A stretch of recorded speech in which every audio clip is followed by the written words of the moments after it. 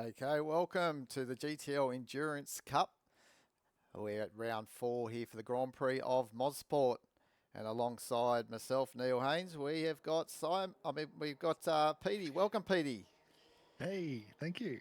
Good to be here. So we're looking forward to tonight for round 4 for 2 hours around this Grand Prix of Mosport. We've got a little bit of a smaller grid tonight, but I'm telling you what, the action is going to be pretty strong. So up on our screens at this stage, we have got the grid of what we're expecting to see, and we have got a very special car that will join us, PD, tonight with the inclusion of the Aston Martin Valkyrie of Mark Yeah, it's going H. to be awesome. Very looking forward to seeing it and hearing it. Yeah, I thought myself too. We can't wait just to see what it sounds like on the track cameras here on AMS too. So we'll obviously be looking to see a little bit of Mark. He's going to probably get a little bit more screen time than what he was anticipating. So if we've got some fans of Mark, please make sure you let us know, and we'll keep you posted on his progress. But in the Alpine, only the one car tonight with Team Triple R of Left and Smithy in that black Alpine. We did see it fairly strong at some stages last race at Le Mans. It seems so long ago, Petey, that I think Yeah. you jumped in and did a little bit of calling there for me. No, not Le Mans in the end. I don't think so. No, I unfortunately didn't finish the race though, so not a happy memory for me that one. But you get that sometimes. Yeah, and then we got the Mag Imp Racing. So it sounds a bit strange, that name, doesn't it? But Magic Mass and Imperial are taking parts of their name to bring out that BMW livery, as long as their sister car of BMW Team WTF. We won't pronounce that in full, will we, Petey? But No, that's we won't. obviously Rusty and Viperon. We're not too Two sure. very strong teams. Very strong as well, but we're not too sure if Viperon is actually here, but we'll soon see on our screens. And then TNF Racing of No Frills and Trui. That car, I always get muddled up with that Alpine because it's all black as well. So uh, True. that's a bit of a tricky one there. But then the Cadillacs, we got two cars there. The Power BS Racing with the Real BS and Max Power, I believe, maybe making it. And then Team ANZ CRL with Longy, and we had a TBA, but we can confirm that Commander Cirrus has jumped in the second car for Bocane, as Bocane was not able to get to Mosport's in Canada, isn't it? I believe. I believe so. Yep. Yeah, so he couldn't get up to the northern part there of America anyway due to some failure. But then we got Team Arse. We love Team Arse in the Lamborghini of Pixel Boy and Illicit. And then we got the hopes of dreams of Bossman Stew and the TB9. We'll obviously see how they go in that nice green Lamborghini. Then Cuckoo and Travis Moan for Team Kiwi Racing. Another black Lamborghini, and that one there looked very, very smick around the nights of Le Mans. But today, I believe it's going to be a day race, maybe going into a little bit of evening. So we'll just see late afternoon. Yep. Then locking out the grid, plenty of Porsches. Newcastle Racing, John Slow takes over from the Unicorn and piloting alongside long-term Esky in that Porsche. And then Yep. Craig, Another strong team. that's going to be extremely strong tonight. We should see a big, strong showing from that black Porsche. And then Craigslist Racing, Assign Rigby and Tweak. Big Dollop, welcome to Big Dollop, coming into the second of those Penske cars, Team Penske, with a black shark fin at the back, so we'll be able to keep an eye on how Big Dollop goes. And we always love Bappo Racing of Sheppo and Cricket, which is Lucas Harvey, I believe, on our screens we should see. So Right. Okay. Yep. just I was before going to we say I don't see a cricket there, but yeah. Okay. So yeah, Lucas Harvey is cricket. Yeah, and there's our quick. Well, before we get into the hyperpole, which they're out there on their warm-up lap, so we'll quickly get to the action. But we can quickly have a look at the teams championship. We've got Teams Kiwi Racing out on front, 106 points, and they're only 8 points in front of TNF Racing. And then Newcastle Racing is very strong in third. Craigslist Racing only 3 points adrift from them in fourth. And then there's a bit of a gap then for BMW Team WTF, and then a big battle between Team ANZ CRL and Hopes and Dreams. So with further ado, let's get straight into this gameplay and enjoy the hyperpole. Absolutely. They're already out there and getting their tyres warm. Like you mentioned, we should see some flying laps very shortly. I think the first one to hit the line is going to be Rusty. He's not waiting around. He's just getting straight into it. Happy to set the pace, which he certainly will do. Yeah, so we have got the how this was all sorted out for the hyperpole as well is through time trial, Petey, wasn't it? During the week they open up a time trial and all the drivers must hit some valid laps around there, and then they get the list, and the top 10 go through this hyperpole for the 10-minute shootout, and then the rest of the grid is sorted by their lap times that they did in the time trial, which they'll organise on the formation lap once we get into the race. Absolutely. Look, and the top 10 times were very fast and not a massive gap, so we'd be expecting the same. Looks like we actually were, that was a fast lap they were already on, so we've already got some times in there, and Rusty has set the pace with a 3/10 clear of Tweak, so he is absolutely on fire already. And as you can see, that second through to sixth, it's all very close within 1 second, so we're expecting probably to see no more than 2 second split between the first and 10th times once we get there. Yeah, it's going to be absolutely super fast. Running into the pits is Rusty Jakes. So it'll all be about getting these soft tyres just to work, aren't they? Don't get them over too hot over the out lap, and really gun it for 1 or 2 laps. Absolutely, yeah. Look, that is a valid point. Probably 2 laps tops before they're overheating, so they're not going to have a lot of chances here because you lose a minute on the sort of warm-up lap, getting out there to do a flyer, and then you get 1 or 2 and then in. So not a lot of chances in this hyperpole. No, definitely not. And 55 degrees track temperature as well. So, yeah, they're going to be melting rubber out on the track here. As the team catch someone on a flyer. We've got a lot of people warming up tyres at the moment. Oh, hey, hello. Oh, into the barrier goes Truey. That's a big one. That was a big one. I didn't even catch what turn that was. We just jumped on and he was already off. It'll be interesting to see how Cuckoo goes. This looks like this is his one of his laps, so we should see him after this corner. If he doesn't invalidate it, we should see if he's up on his split. Under this WeatherTech sign, we'll cover. Oh, he's at 0.2 seconds almost out.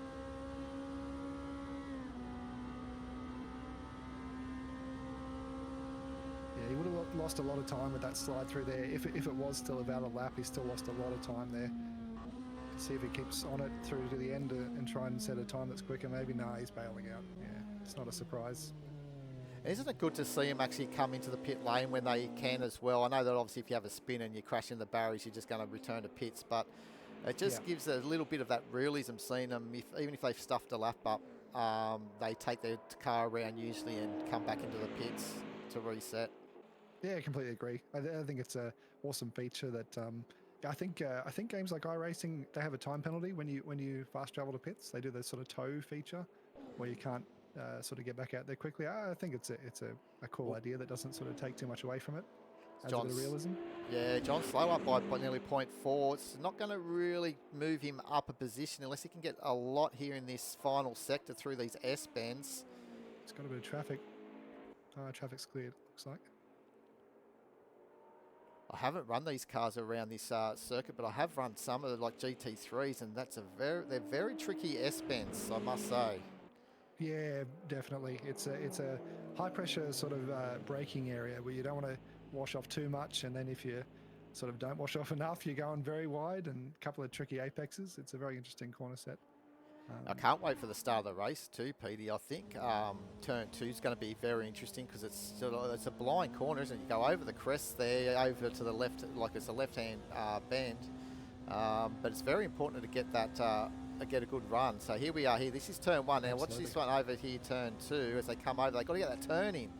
Otherwise, they run so wide and lose a lot of time. I mean, that's how you do it, though. Rusty absolutely nails it there. Yeah, on a fast first sector.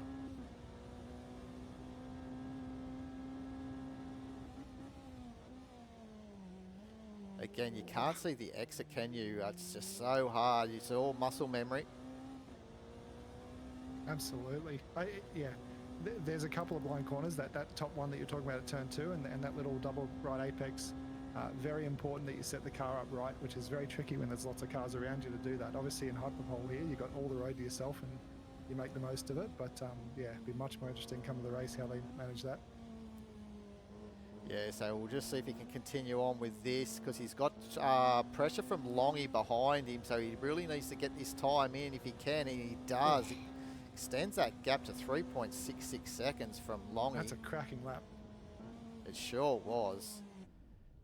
Oh, and we switched to Longy, and he's unfortunately in the wall, so he's not a threat in the minute. Jeez, does he have time to get out and have another one? Possibly. Yeah, very possibly, but he'll have to get cracking, because 1 minute 5 lap time, and he obviously got to get it out and get those tyres warmed on his out lap, so he would have time, but only for the 1 lap only. So Tweak's showing us nearly 2/10 down on his best. He's probably not going to be troubling Rusty on this lap. He's plenty of time to improve over the rest of the lap, but yeah, he's half a second down, so a lot of work to do. Yeah, interesting to see what No Frills behind him's doing as well in that BMW. I think he is up, yes. So there you go, 0.2 seconds up.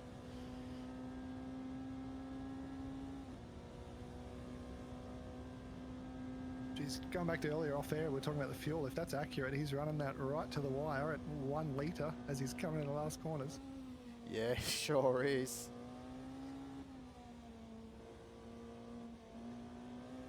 Oh, a little wide on the exit. Has he pulled it through? He has. It's a decent improvement. Yeah, and he's going to continue on here. Just hopefully those that could be invalidated. And I think what we were saying earlier, Petey, you know, you said only 2 laps roughly, and then your tyres are starting to really lose their performance. And yeah, he just understeered out of that turn 1 then. Yeah, they just, particularly when you're pushing hard for a quality lap, those soft tyres are getting too hot at this track temperature.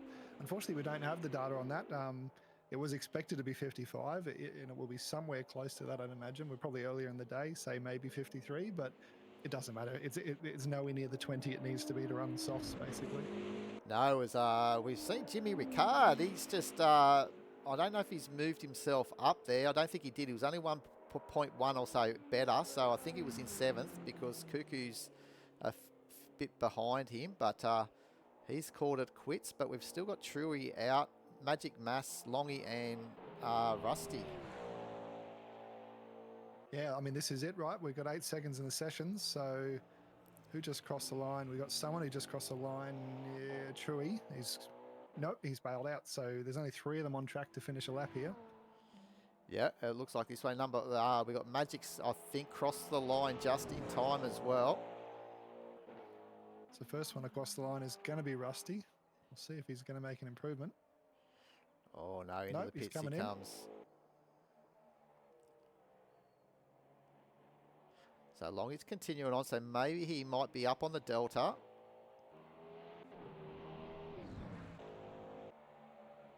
Didn't see an improvement. No, no improvement, but the only other one is this man here, Magic Mass in the BMW.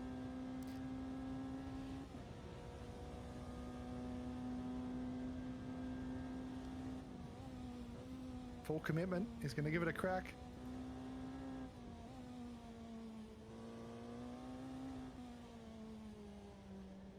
Oh, a bit wide on that exit again.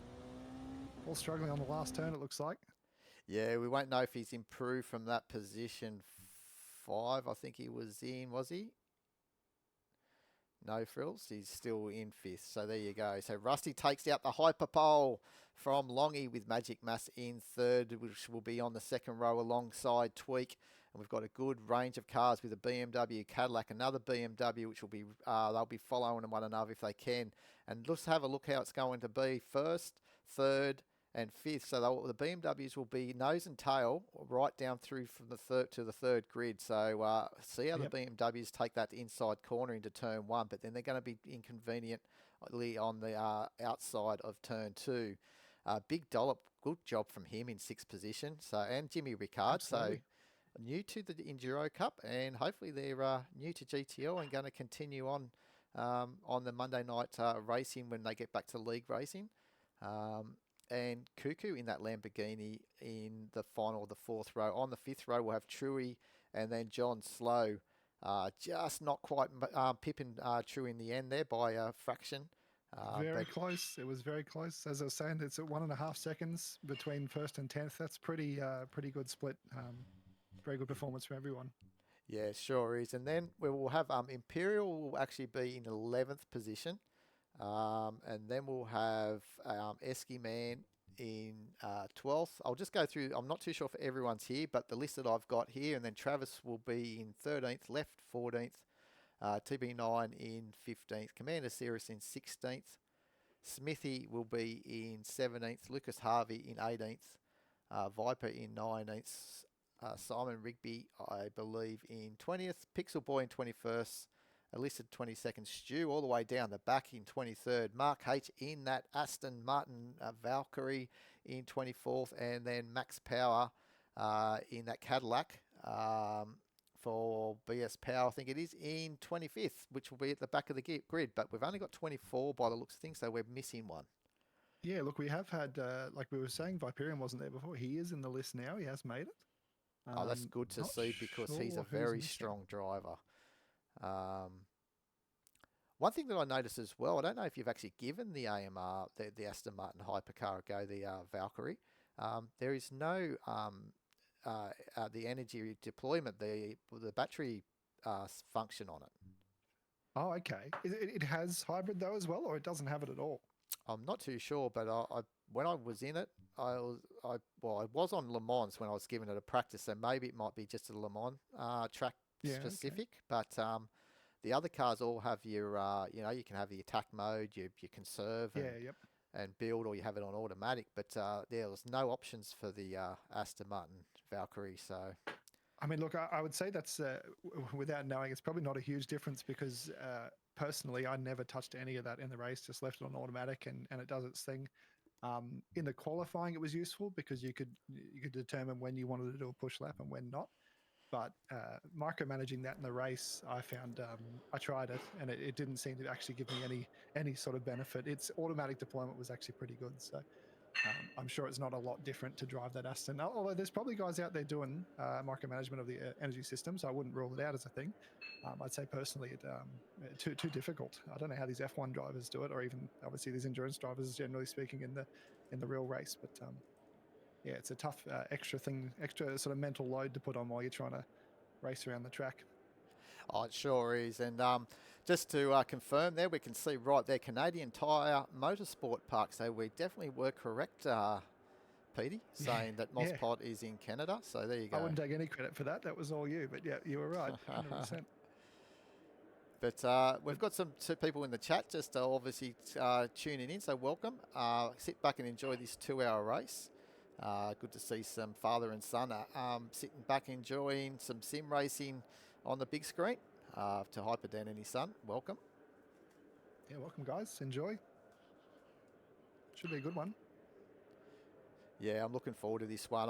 Where do you actually think we're going to see some possible legit overtaking? It's got the track is so hard, flowing corners.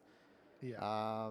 Have you, obviously we've all raced here in different classes, so is there somewhere where you found it possible or easier to overtake than other places? Yeah, look, absolutely. There's two major ones come to mind. The first one is turn 3. You can get a good run out of turn 2 and sort of make a move up the inside onto turn 3. That's the big one that stands out because you can hold pretty tight in there, get a little bit of a slipstream, stick it up the inside, and safely get up the inside of turn 3. The other major one is towards the end of the lap, potentially on the final turn even, but if you can get close enough in those S's, you can close up and make a position for yourself. Coming into the double right apex at the bottom of the hill, which is turn probably 5 or 6, is a very risky maneuver. It can be done there, but that one you're putting a lot on the line and trusting the other person not to sort of turn into you or take you out wide. So turn 3 is the main key point that I'd say we'd expect to see passing on. Yeah, and I think you're right. Like, you've got a lot of runoff area where the cars can sort of get two, possibly even 3 wide. Like, we're going to see some action, I think, here at the start of this race. So, but there, as you said, once you come down the bottom of the hill and you start coming up to that double apex sort of hairpin, it reminds me of Road Atlanta. So, the second part of it is probably a possibility, but you really need a car to miss his turning. Like we were watching Rusty when he sort of, it's a blind corner. You got to really have that muscle memory knowing where the track ends so you can get the car out. But if you go too far, obviously you're going to struggle. And if a car can spoke it down the inside, should see a pass through there, not too hard to get that one done. It's definitely, you can do it there. The trouble is it's a choke point, and it's a risky maneuver. You just got to have that full faith that the other person's not going to turn in on you, because even if you do get up the inside there, you can easily have a collision. So probably will see some passing there. It's just it wouldn't be my favourite spot to do it for the risk involved, but you take those opportunities when they arise for sure. Yeah, definitely. But a lot of these drivers know one another, don't they? That's a good thing about league racing, Petey. You know, like there's a lot of respect shown throughout this field, and they all want to get to the end. They've all put in the hours to get to this point, so they don't want to end their race early if they can avoid it. So you do see some drivers just backing off and being prepared to let the cars through. But just before we get to the race, Petey, just some homework. We just need to try and get the leaderboard back up, the standings, I should say, and the map. Yes. There you go. And we're all sorry, good. That must have reset on the race. Yeah, I've got a textbook of all little flaws in this broadcasting suite of AMS2 that I'd really love them to improve, because it can really showcase how good this game can be with a very good broadcast option. Yeah, absolutely. Look, I mean, the sort of minor niggles in the big scale of the game, but yeah, some improved broadcasting would certainly make the output a lot better, and it's already really good. So, you can make it outstanding with these improvements. So. Yeah, well, you already touched on it even in qualifying, about just knowing that maybe possible track temperature would be nice, or the ambient, would be nice. Track conditions, like are we going to see rain? We can only look at our screens what we can see here. Really, we can't see the prediction. So, but anyway, here we go. We're about to start. We've got Rusty Jakes at the front of the field. And as I said, we've got 3 BMWs nose to tail down the first 3 rows on the right-hand side, but we've got a mixture of other cars on the outside. So we've got a Cadillac, and then we've got the 2 Porsches following. So here we go. And off they go. And it looks like the 2 BMWs have done a good job to take first and second, and Longy's just taken the safe option just to hang in between him of Magic Mass and then Tweak. And here's his point. They're all getting through that turn 2 very cleanly by the looks of things. And turn 3. 2 wide, just behind. Very tidy start. Yeah, we've got a bit of thing going with, I think, with Dollop and No Frills. And Dollop looks like he's made that move. This is the area where you're saying where the pass can... Oh, this is actually up into the hairpin now.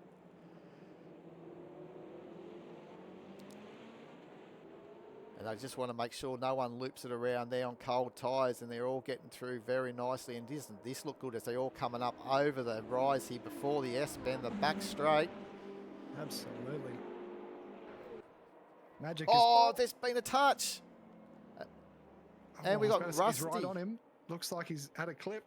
Yeah, and there was 2 cars that went out. There was a second car that went out there as well. So I've not even been part of it, so I'm not too sure what happened there. But Magic trying to take it down the inside just before those S's, and they've come together. So 2 teammates. And look at Rusty coming in. The pole man. He has got bent wings there, and who's come in hot there into the pit lane as well? That's reversing. Got to be careful they don't get a penalty. That's Longy. Longy, yeah. You've got to be very careful. Don't you putting it in reverse in pit lane. This game doesn't give you any warnings, and the next thing you know, it's a DQ. Yeah, I'm not sure. It looked like he might have picked the wrong entry or something. I'm not entirely sure how you'd end up where he was. Maybe he took a late dive in and got it locked up. That's a real shame though for Rusty. That's that's an unfortunate start. It's a long way to go, and that's not a game over for him by any means. No, he's got the pace to make a lot of work from the back of the field, I'm sure. But unfortunate. So up front we had Magic Mass, and look at B Dollop. He got himself got that move done on No Frills around the outside. I think it was of turn 3. The point that you said you can hold on around turn 2. I think it was up into turn 3. Yep. And up into 3rd position now, and that's a good opening lap from him. We've got the 2 Team Penske cars. We had 3 BMWs. We've got Magic Mass there, and obviously No Frills behind there in 4th position. There's sort of everybody behind as well's made some, like John Slow, I think, was in 10th and is up to 7th, but 2 of those are from the guys in the pits. But he's obviously still managed to make a position there. Everyone sort of shuffles up a bit. So just so we can confirm there, it looks like Ricard is actually subbing in for actually Sheppo. So he's actually in, because I think Sheppo's missed the last couple as well. I think he had someone else in for Sheppo at Le Mans. So Right. we got Lucas Harvey in the second one of the banana Porsches. But it looks Banana like Porsches, yeah, they do stand out like bananas, don't they? That's a good name for it. So it looks like we're going to actually go green this time around. So all the cars have now, so that's what they normally do with the safety car. Make sure that those damaged cars get back at the tail end of the grid. And here we go. So racing resumes.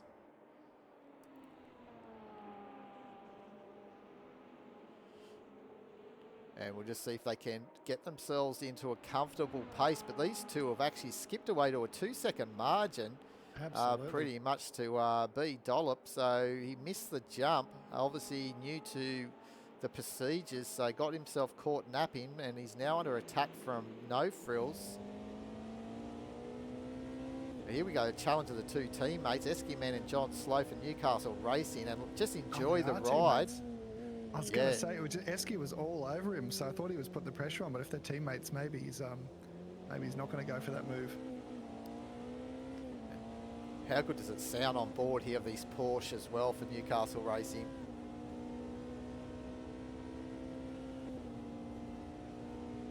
Yeah, they sound angry. Oh, they sure do.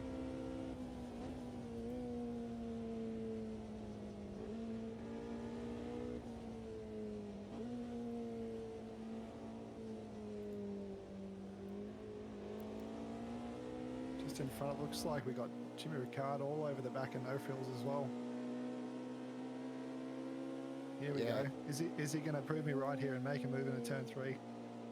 So he's not got the exit he needed there. He lost a bit of time in the mid corner. Oh my lordy! Yeah, so it's Porsche versus BMW, and right behind him we've got the Lamborghini of Cuckoo for Kiwi Racing.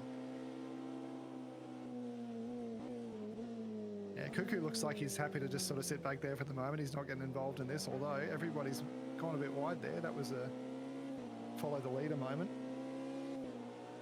Yeah, it sure was. I was just noticing Truey's in the pits. When did that happen? Is he stuck? Well, look at the rear wing there. That doesn't look healthy. Oh, he's had a big stack. No, he's had a big stack. You're right. That's not in good shape at all. So we've got Max Power down the back of the grid, so I'm not too sure. Oh, he's just left the wing behind without even attached on my screen. I don't know if it's the same on yours. He looks very damaged still, indeed. I'm not sure if that's a bug or if it hasn't. At the pace he's going there, I think that hasn't repaired properly. Yeah, I think he's just come to the realisation that he's has got no rear wing, because it's probably on his display as full all red. So he's going to have to limp this around, because these cars are not very fun driving with so much damage. That's what put me out at Le Mans, to be honest. I had a big stack and he's just retired. Yeah, I had a big stack and it gave me the option to pit. It said go to the pits, and I went in the pits and it didn't repair any of the damage, and it was game over, because I wasn't going to make the Le Mans lap with a ruined car, of course. We might just watch Rusty for a minute here as he's working his way through the field. Oh, he's had a bit of a rough and tumble still, it looks like. Yeah, that could be a graphical error possibly as well, because sometimes we've seen that even once you get repaired. So we'll keep an eye on that. The way he's moving, though, you wouldn't think that it's not affecting him anyway. No, he's been showing the pace, but in saying that, he's had a couple of goes of getting past here, and he hasn't made it stick yet. As they go past the hopes and dreams of Stu. So who's in front of him? Longy. So these two are the ones that sort of got caught up in the initial collisions. They both got pace to spare at the back of the field here. So Rusty's probably wishing that he was in front of Longy on this charge, but they're both sort of making their way through in sort of relatively quick order. Yeah, I think Longy went off in sympathy, really. Like, obviously we can't see a replay, but he didn't seem to be actually involved. But once we saw Rusty off and into the wall, I saw just in the background a car spear off, and obviously that was Longy, so he might have only just brushed the wall. Obviously, leapfrog him in the pit lane because didn't have as much repair to be done.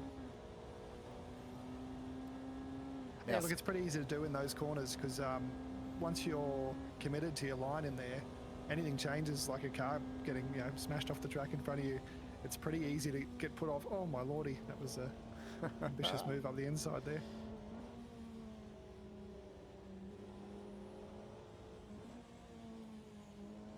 Hey, Smithy will be feeling the pinch now. Two very fast guys, obviously qualifying first and second for this race, trying to get back through the field.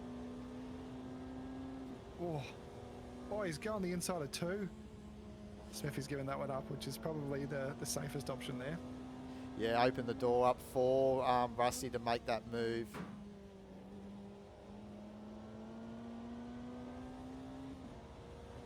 You just see how twisty, just how it's free flow in this circuit and the undulations as well. Yeah, and it's the tyre temperatures with they're obviously all running hard. So somebody's off there. Yeah, that's Commander Cirrus in the second of the ANZ CRL cars, and we've got a run here from Rusty, and at this stage he's got his nose in front. He'll make it stick because on the inside there's just no way Longy can fight it back. Oh, does Longy stick it back up the? Nah, he's got it done. He didn't make it easy for him, but this is what we want, a little bit of hard racing here. But these two drivers do know that they can't really get themselves involved in any more incidents because they need to try and get themselves back up the front end of this grid. Absolutely. Both of these guys would be sort of deserving of getting up there in the top 6 at a bare minimum from here, but it's a long way to go, and they've got a lot of hard work in front of them. They sure do, especially when turn 1 is now on the back straight, and these guys are still coming up around the hill to come towards the hairpin at the bottom end of this circuit. So they are a fair way away from the lead of this race. It's 22 seconds. That's a hell of a gap. Considering Magic and Tweak and No Frills, I mean, all those guys up there, they're not slow. So a second a lap is what they need to sort of catch them, and it's a hard ask. Yeah, but I would like to remind you, I think Rusty won Le Mans. Didn't he win by about 40 odd seconds or plus? Something crazy? I believe he can do it. You're 100% right, for sure. But there's also the factor of traffic. So I guess pit strategy is something to come into play there. If the track can open up for him in front and he can get some clear air, then he's definitely got a good chance of it. If he gets stuck in, losing laps behind people, it'll be a very different story, I think. And this is a nice little battle that's been going on while we've been looking at other ones. Nothing's changed here. So Jimmy's still holding 4th position behind No Frills, with Cuckoo just happy to stay there, like you said earlier. I don't think he's really wanting to push at this stage. And it's all about fuel management as well. We're not too sure which cars are going to have to pit first. So if you can save a bit of fuel behind in the slipstream. Look, I have a feeling these onboard fuel meters are looking reasonably accurate for us. So, we might be able to use them as a bit of a gauge. But obviously, if that's the case, we're still a long way away from a fuel stop release for this Porsche. He's going up the inside. No, he is. Oh, my Lord. I heart went in the mouth for a minute. Hang on, someone's gone wide there. I think that might be Max Power just getting out of the way. It was a Cadillac, a yellow one. You're 100% right. That was Max. Always the gentleman, Max. Never had any trouble with a blue flag with Max. He's always the nicest guy in that regard. Yeah, when he's got his day as well, I have to say he can really have his elbows out when everything suits. So it's just these high downforce cars aren't really his thing. Look, I completely relate with him on that one. To be honest, these are not my thing at all. I'm never near the quick guys in these cars, and there is a certain beast, high downforce cars that are not my cup of tea. I think most definitely Max can certainly race door to door, but he's also like I say, very very polite when it comes to blue flags, which is always appreciated. I think also a lot of these downforce cars, where a lot of us that aren't quite used to them or not comfortable in them, I think we all brake a little bit too much because we're used to mechanical grip in cars, and we got to trust the aero, that the aero is going to keep us around the corners, and it's about keeping that stable platform so the aero will work for us. So it's Commander Cirrus, I think this is. He's just coming out of pit lane, and oh, this is very, very cheeky here. I think it might have been Longy. I believe that's. Let me just. Yeah, I'm not sure why Longy's been in the pits there. 22nd, so Longy, yeah, so maybe he's had another off. He's showing 107 litres in fuel, so he might have taken full fuel there, so possibly he has made a mistake and he's just tried to make the most of it with a pit stop, because that wouldn't be that's not a strategy call, I don't think, to come in there. That wouldn't make any sense. Meanwhile, where's Rusty? Rusty's all the way up in 12th, so... Yeah, so there has been he must something. have made a few moves. Yeah, I think that Long is definitely fallen off there, because apologies to Commander Cirrus, he's actually in 15th position, so he's still going strong for his first run with GTL as well. And I think it's maybe his first run in these hypercars as well. I don't believe he's actually driven them yet until this weekend. Was it the Cadillac you were mentioning was bad on fuel? Yes, from most reports from them, they usually find it a little bit hard, and it did show at Le Mans. They did pit. They were out of sequence quite a lot by a lot of the front runners. It's probably not a good comparison to Esky being the fuel-saving god that he is. But yeah, he's showing 82 litres currently, whereas Cirrus is showing 57 litres left, that's a dramatic difference considering the fuel time in these cars.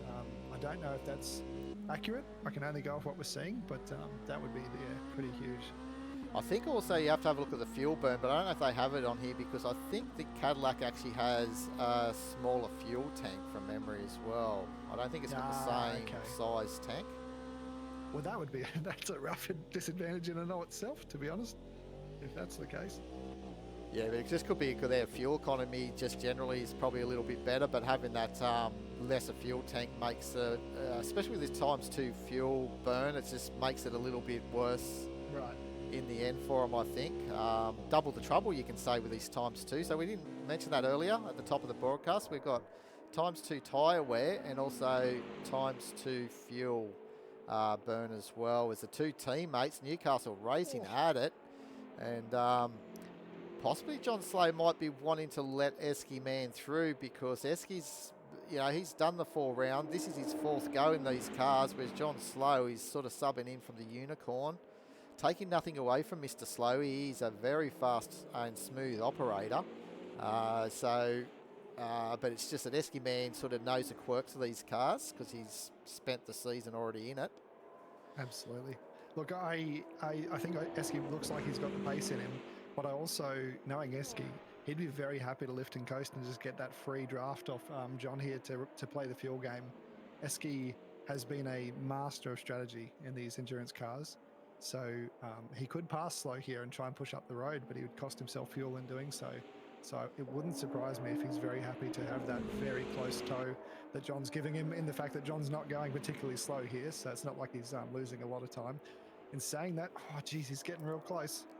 Yeah, and you've got to also remember, these guys are 3rd in the championship, and they're only, I think they're 15 points roughly behind 2nd.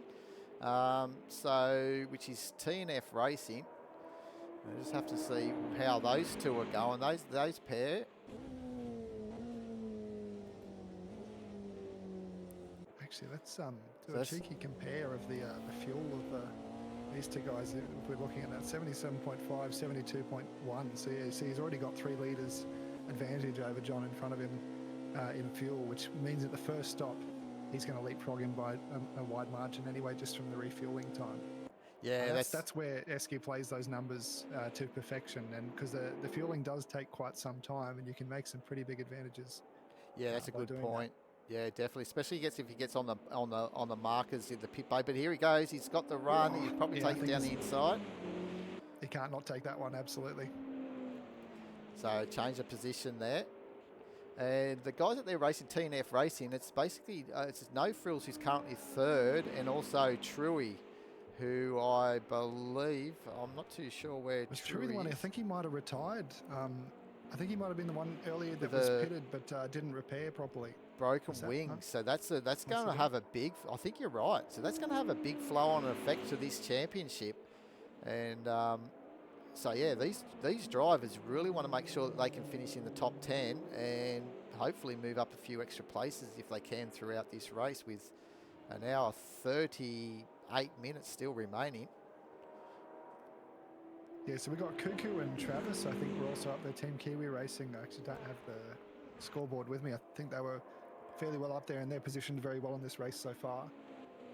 Yeah, they sure are. I believe that they were actually leading the championship. Yes, they are on 106 points. So that they were actually got a margin of 8 points to TNF Racing. But as we just said, with Truey not having a DNF here, this is going to cost them quite considerably.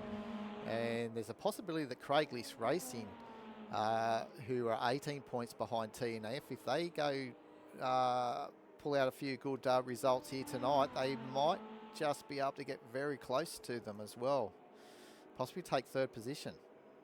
How many more races in this series? Off the top of my head, I don't recall. Do you know? This is we've just passed the halfway mark, so there's another 2 after this. So it was a 6-round series. So this is round 4 of 6. Rusty's made his way up to 10th, so plenty of progress made. Unfortunately, the sad factor of that is he's actually lost pace to Magic, so he's 23 seconds away from the lead. Last I recalled, he was 22, so he's made up positions, but he's not actually closing that gap up to first place. So he's got to fix that if he wants a chance of getting on that podium. Probably those guys up to 4th, carrying a pretty solid pace. Yeah, they sure are. They are going to be hard, but I've got all faith that I think that these BMWs, we might just see them going not too bad with the fuel as well. And there was talk of these Alpines, Petey, that may be the ones that pit in first. So we've only got the one here for Team Triple R with Left and Smithy. As Longy's really struggling by the looks of that. It's interesting if maybe our numbers are not correct then, because this is showing 68 litres of fuel left for Smithy, which would be a pretty solid number. I guess, again, the fuel burn could be the factor, depending on how big the tank was when they started. Hard to know without that information. Yeah, I think that it is a little bit broken, unfortunately, but sometimes we might get clock on one that's exactly right, and we'll see him come in, and it's pretty much on the money. But anyway, that's how it is. And here we go, Mr. GTL himself. He's looking like he might make a move on Smithy, but I don't recall the numbers well enough to know. Was he in front of Smithy before, or has Smithy got him, or is he trying to get Smithy? I think Stu was right down the back of the grid. He started down in about 23rd, I think it was. So he's definitely made inroads in 18th, but there's only 21 cars on the grid now. We've lost, I think, 4. I think we started with 25. We started with 24, I believe. We had one missing from the expected at the beginning, so we've lost 3 cars actually. Geez, I must admit I haven't even seen who's gone. We're pretty sure Truey's dropped out. Who else is missing?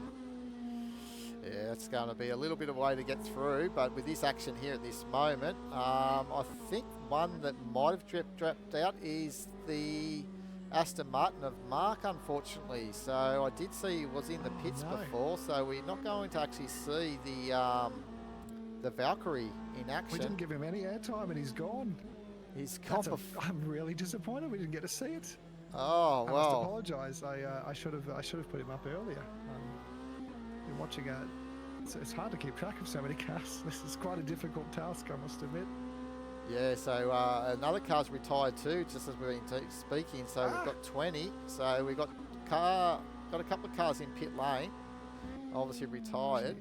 So yeah, we can't actually look at them. I don't have a choice to view them, unfortunately.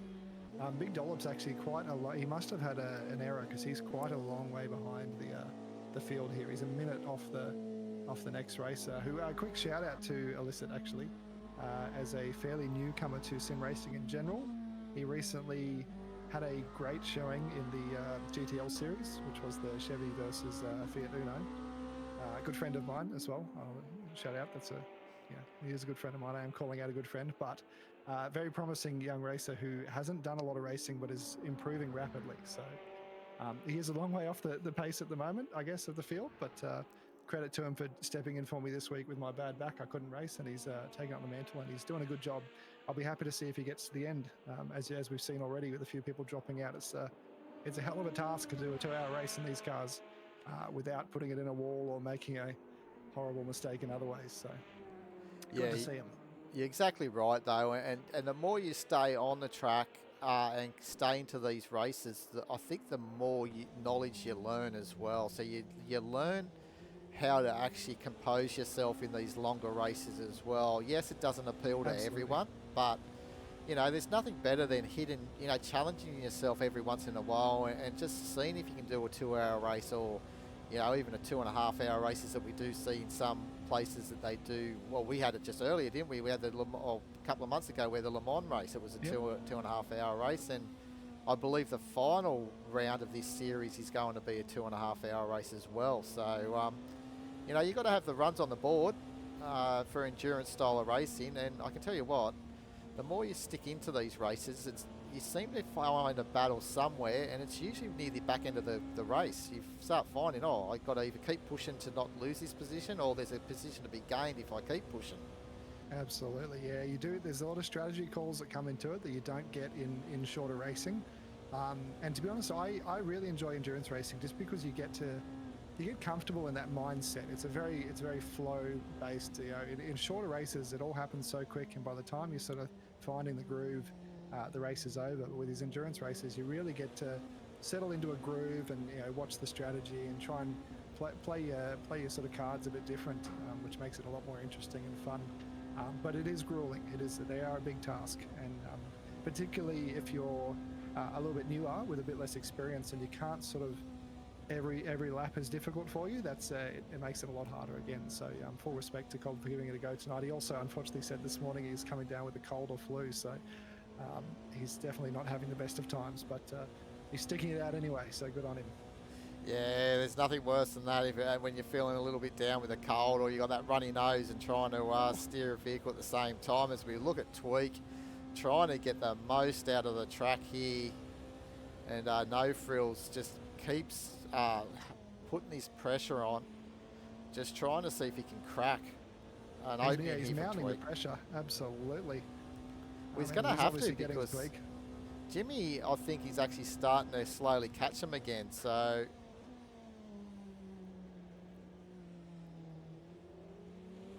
and another feature that obviously on AMS2 that's been broken for quite a while is we used to be able to get the lap times from each of the previous lap in the blue column, but unfortunately it's just a repeat of what's on the left-hand column. So with one of the updates, they've muddled that up, so we can't quite see who's catching who by just having a simple look to see what the lap time was previously. So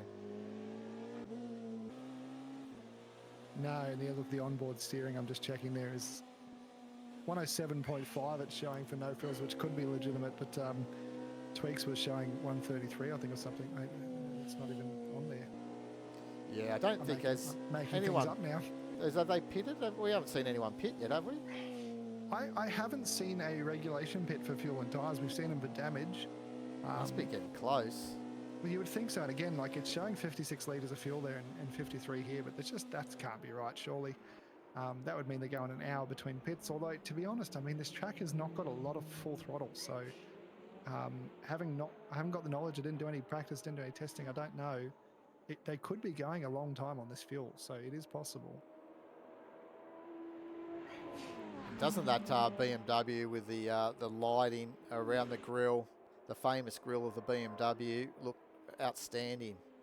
Absolutely. The carbon body too, just with the carbon wrap, looks absolutely fantastic.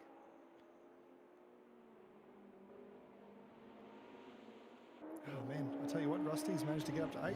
Didn't see any of those moves happen, but he's putting the pressure on someone again. Yeah, slow in front of him. John Slow, and it looks like the 9 is right behind him too. So the bloody 9 has probably just been overtaken, or he's slowly catching them because Rusty's having a hard time to get past John Slow. Obviously the teammates in front here for Newcastle Racing. John Slow making his intentions clear that he's not going to make it easy for Rusty because he's protecting the inside line, but Rusty's got the preferred line of the exit, but can he hold it right around here of the long turn 4? That's beautiful. That's absolutely beautiful. I was saying, you know, you stick it up the inside there, it's very safe, but if you've got the pace, you do exactly what he did and you just take the outside because John's defending the inside, and that's a great example of just raw pace around the outside. Very, very committed and very well executed. Yeah, it sure was. It was an outstanding move. I didn't think he was going to make it, to be honest, but I thought he was going to run out of road, but he was able even to. out there on the skiddles, you know, with a less grip, he made it stick. It's exactly a very solid move.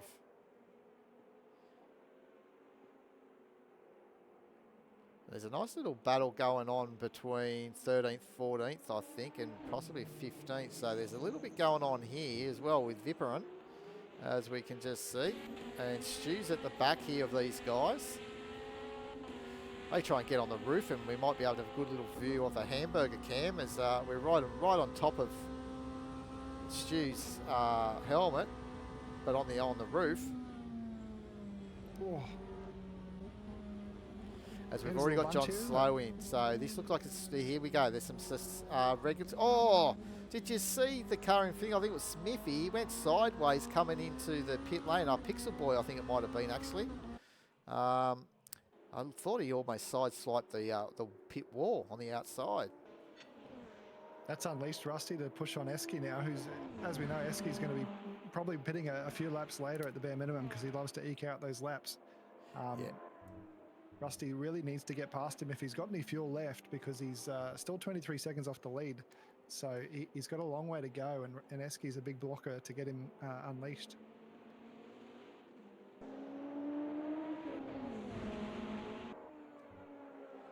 So Jimmy Ricard and Tweak have just pitted as well. Definitely looking like this is a strong pit window, which is about 30-ish minutes, I guess, including a warm-up lap. Yeah, sure. And I was just going through the leaderboard as you're going through that there, watching that that move. Longy is another one of the drivers that actually has retired. Right. Commander Cirrus is still out there for Team ANZ CRL. So maybe that was just getting a bit too much for him in the end, Longy, because we did see damage as the car's just gone wide on that shot. It looks like that's possibly Stu's teammate, but there's a couple of cars in the Lamborghini teams that are all got the green colours. So could have been a blue flag, possibly. Actually, yeah, it might have been Illicit there, just getting out of the way, I think. As the leaders are now in for their pits, both Magic and No Frills. So Cuckoo's going to take the lead. He's staying out for now. He's obviously managed the fuel load a little bit better. So who said the Lamborghini didn't have good fuel economy? Yeah, look, I mean, it's possible I'm completely wrong on that. I guess every driver, when they're racing their car, would say the fuel economy is not the best. It's pretty standard to say his car's better than mine. I don't have any science to back it, so... but to Cuckoo be fair... and Esky both staying out. To be fair, Cuckoo was just hanging behind Esky, wasn't he? So it's funny that obviously he's made a move on Esky, but he was following those guys, and he was quite comfortable just following them. And you might have picked it up early, just having that fuel conserving just for that one extra lap or so. May just help him in the long run.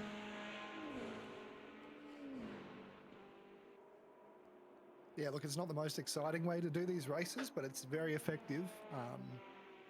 Yeah, I have had it work once before. Le Mans was going to be a great example. Cuckoo's coming in now, though, so we're seeing Esky still push on. I think we are. He's definitely the lift and coast king and the guy that manages that fuel to the nth degree, usually to very great success. It's just a fact of time spent fueling is time not spent driving, and so the less you do that over the course of the 2 hours, the bigger advantage you get over your sort of opponents. So yeah, this is been very impressive. As you said, this is is he just touching? Wow, I think it's I'm not too sure who that is in the 47 Lamborghini, but he was following John Slow for quite a while, and we saw John Slow pit about 2 laps ago. So it's amazing to see Esky out for so much longer So that's in the Travis same that's in car. front of him.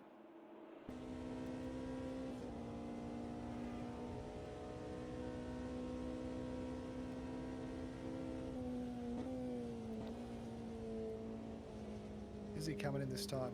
Surely. There he is. Big ask to get down to 60 kilometres an hour in that pit lane. I think he got down under there, but it's tight. Yeah, pushing it. It's always a risky maneuver trying to eke out that 10.42 with the chance of a massive penalty. Yeah, that's right. If you get caught speeding in the pit lane, it's usually a drive-through, I think, or is it? Oh, actually, I think it's a pit speed. 10-second penalty comes up after time. I think it's a 10-second potentially. Yeah. Depending on how much it could be a drive-through sped. early enough. Yeah, and also the severity is a big factor for sure. We've got a pretty big spread on the field now. I'm just curious to see. It looks like he might even be coming out in front of Magic. Nah, surely not. So Magic's just coming around now, the final corner. So he now resumes the lead of this race, and he's still in pit lane, Esky. So I think he's just starting to move now. How good does those blue lights look in pit lane? Yeah. Very futuristic.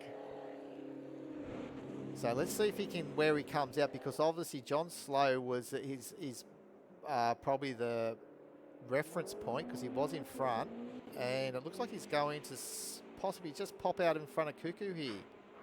Oh, very close to Cuckoo. Not quite in front. Yeah. We're just having that discussion earlier as to whether people are changing tyres or not. There's no way for us to tell sitting here, but if he did, he'd be losing a bit of time here warming them up. I would guess with Esky he probably didn't, being the strategist that he is. Yeah, it looks like, it's hard to tell because Rusty just made that pass very easy, so there might be possibility that there was fresh tyres put onto this car. Yeah, Rusty, I think because of that early incident, he's possibly still yet to pit, and he's probably starting to run a light fuel load right about now and needing to pit soon. So he's probably got a bit of pace differential in the weight as well, and also the Rusty speed on top of that. Yeah, exactly, because look how close he's now up to Cuckoo. So, but you'd think I don't think he's pitted yet, has he? So no. Other than that initial incident, yeah, I reckon he'd be in probably the next lap or one more. Can't see him going for too much longer. But then, he's going to have to be out of sync definitely with these other drivers. He must have pitted then, because if he's 23 seconds off Magic still, Magic's already pitted. There's no way that he must have actually pitted. I must be wrong on that. I couldn't see how that time would add up otherwise. Yeah, right there. Yeah, look, good pick up on that one, because definitely, because if he hadn't pitted, it'll drop him further back, and we know that he did close that gap to Magic, and I reckon that he's probably pitted when majority of the drivers all pitted, so we probably just missed that. Yeah, just to get back into cycle with those guys. But here's a move for position 5 as he goes up to 5th now. Yep, he's got that done easily on the straight there. That might be some smart micromanaging of the deployment, possibly with that pace difference, I think. Well, I think I would, under Rusty, his calibre, I really do think that he probably runs it on auto when he's just cruising. And then when he's in this attack mode, he's probably finds out where he can conserve it, where he can build it up again, and where will he unleash it and get the most out of a lap time here. He's probably in qualifying mode, really. When he needs to be, I think definitely. But yeah, to get that pace on the straight like he did, I mean, I'm not to say that his exit out of the double apex wasn't good. It probably was great, but he basically just drove past Cuckoo there on that straight. So Cuckoo possibly doing the lift and coast managing still and playing that longer game. So Rusty clearly on full attack trying to close this gap. But like I say, he's still 23 seconds off Magic. So he hasn't made any progress on Magic. As much as he's climbed through the field to get to that top spot, he is not closing the gap yet. He's certainly doing a hell of a job, though.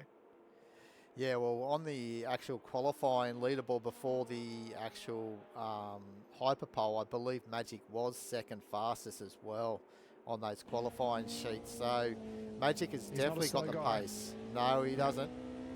And he's actually just won the ANZ CRL 1998 IndyCar series as well. It was being run on Sunday night. So he's fresh off a IndyCar championship. So yeah, he's definitely on form. Eski's having a good old sniff here. I think he's going to have a crack somewhere. He sort of left his teammate behind. John Slow's now 13 seconds behind Eski. I know they were sort of nose to tail for a long time there, but he's kind of walked away a little. And oh my lordy. But even you mentioned that, Petey, early in the race that, you know, Eski did look to have the pace, but he was probably just happy to be doing his fuel conserving thing and just sitting behind John. And then when John made that little mistake, I think it was out of the final corner or wherever it was that they made the move, was probably the only reason why Eski actually did make the overtake. This is some serious pressure Eski is putting on Cuckoo here. Oh my lord, he's going to have a look somewhere. You can't. There's not a chance they keep doing this for many laps without something happening. So I have a feeling Eski's going to make a move somewhere. Cuckoo trying to maximise the pace out of that corner, running well wide. He's definitely trying to keep it in front. But Eski, tell you what, I would not want to be in Cuckoo's position right now. No, definitely not. But Cuckoo's he's a smart head, and he's been in plenty of battles, so he knows how to just keep cool. It's unusual for Eski in these races. Like I was saying before, he's very much sorry, that's tiny little slide from Cuckoo there. Looking, he's on the limit. Eski normally happy to sit back and sort of let it all happen, but he looks like he wants to get past Cuckoo here. So possibly he sees Rusty disappearing up the road and thinks I need to be closer to that. Yeah, there's a good chance that that's what he's looking at. But look at this! He's stuck it up the inside. No way. That's an amazing move, and we're right on board with Eski as he's made that move on Cuckoo. And I tell you what, you have to be pretty brave to make that move stick. And you even mentioned that if you get a good exit out of the hairpin at the bottom onto the back straight, there is that possibility to make that pass before the S's. But I think you're more alluding to the final corner and making a pass on the starting straight. Well, normally you've got like Rusty early, you get alongside them so they can't turn into the corner. Eski just stuck it up the inside there because he just had the confidence that he was going to be able to carry the pace and Cuckoo wasn't going to turn in. That's a very brave move and great racing from both of them. Look, I mean, you can see the writing on the wall. Eski all over him like that. You just can't maintain that. You're going to get past somewhere, or he's going to make a mistake. Which it wasn't even a mistake from Cuckoo there. That was just a very brave and a very confident late break into that S bend. Yeah, that's a Brody Kostecki move. That one right there is a big send it. He's not walking away though, so he's got through, and Cuckoo's now on him. Will we see an attack back from Cuckoo, or is he going to sort of get the pace in there? Because it looked like he's all over him, but he hasn't walked away after getting through. So it's possible, Cuckoo's going to get reset now. He's behind him. He's in attack mode. It's always easier to follow. It's always easier to follow than have somebody sitting up your clacker as you're trying to pick those braking points. So.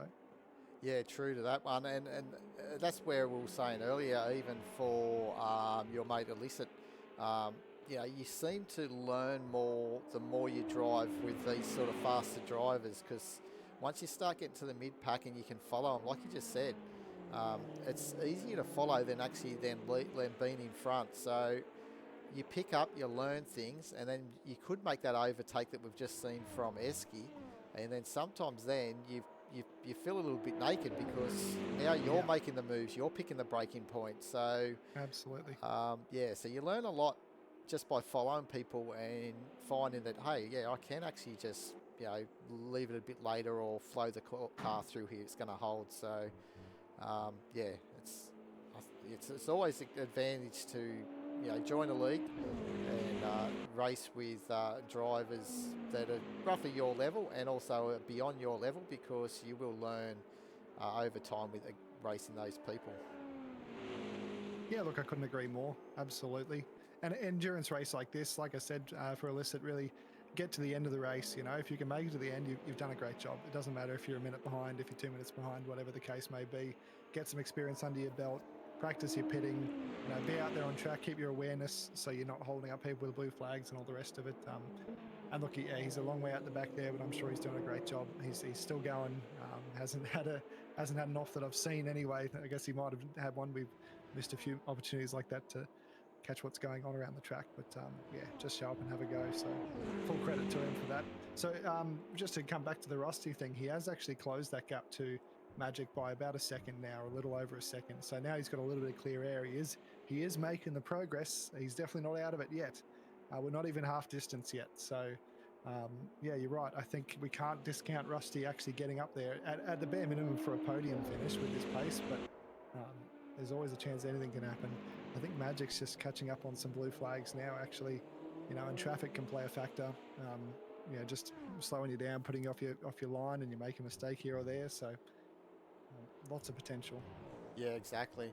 And to be fair also to illicit, even though we're saying he's last, he may not even be last if we didn't have some of these other drivers that we've seen disconnect as well. So absolutely. Yeah. Look, you're right. He's technically not last, is he? Because other people haven't finished. A DNF, counts as not a position. So he's actually already doing better than three other blokes who had a crack. So yeah, absolutely. Yeah, and that's where we like to see try and promote drivers, even if you're expected to be in the top 3 or the top 5. If things don't go well, do what Rusty's doing. Make a comeback drive. But even if things don't go wrong right after that, stay in it, because there are drivers like the drivers from 15th down that would really enjoy the challenge or come away and say, hey, I beat a driver that's normally in the top 5. Yes, he made some mistakes, but you still beat him. So absolutely. Look, I think it still counts at the end of the day. If they started and they didn't finish, they're behind you. So that's definitely still counts. But yeah, look, I can align with, I think it was Trui that we saw who pitted and it didn't actually repair the damage. Like that happened to me at Le Mans. And honestly, more than worrying about my own race, I was worried about driving a lap around as it was, because it was a struggle to get to the pits and just being a danger to people. So in cases like that, unfortunately, there's nothing you can do. If it hasn't repaired the damage, you don't want to do another lap with a car that can't drive, and put everybody else at risk. So unfortunately, sometimes that does happen. It is a downside. AMS2's pit sort of choice occasionally can catch you out like that, and it's just out of your control at that point, and you don't want to put other people potentially jeopardize other races by crawling around with a damaged car. So yeah, 6 of one, half dozen the other, I guess. But like, ideally, we want to finish the race, and everybody does. Sometimes it's not possible. Oh, it's just like in real life. Sometimes it's not feasible. You just can't get the car back to the pit lane, or you just can't get it fixed. But I think also with Trui, it could even been possible hardware or something, because even when he came out of the pits, he just couldn't steer it straight. It was just constantly against the wall. So yeah, maybe he's had some sort of failure with equipment possibly as well, but we won't know that until later on. But here we go. We're looking obviously at Magic going to put a lap down on the ANZ CRL car of Commander Cirrus, who's running 12th, started 16th, and he's about 8 seconds, I think, behind Imperial, who's up in 11th. So definitely not out of a top 10 result for Commander Cirrus on his debut. Yeah, it's a great showing. The field is very spread out now, and as you can tell, there's a minute between Magic and sort of 11th place. So it's a very spread pack, a fairly short track compared to a lot of the ones we've been running in this series. It is definitely going to sort of tighten up, I think, as the strategies sort of collate towards the end. But yeah, throughout the field, it's not a lot of.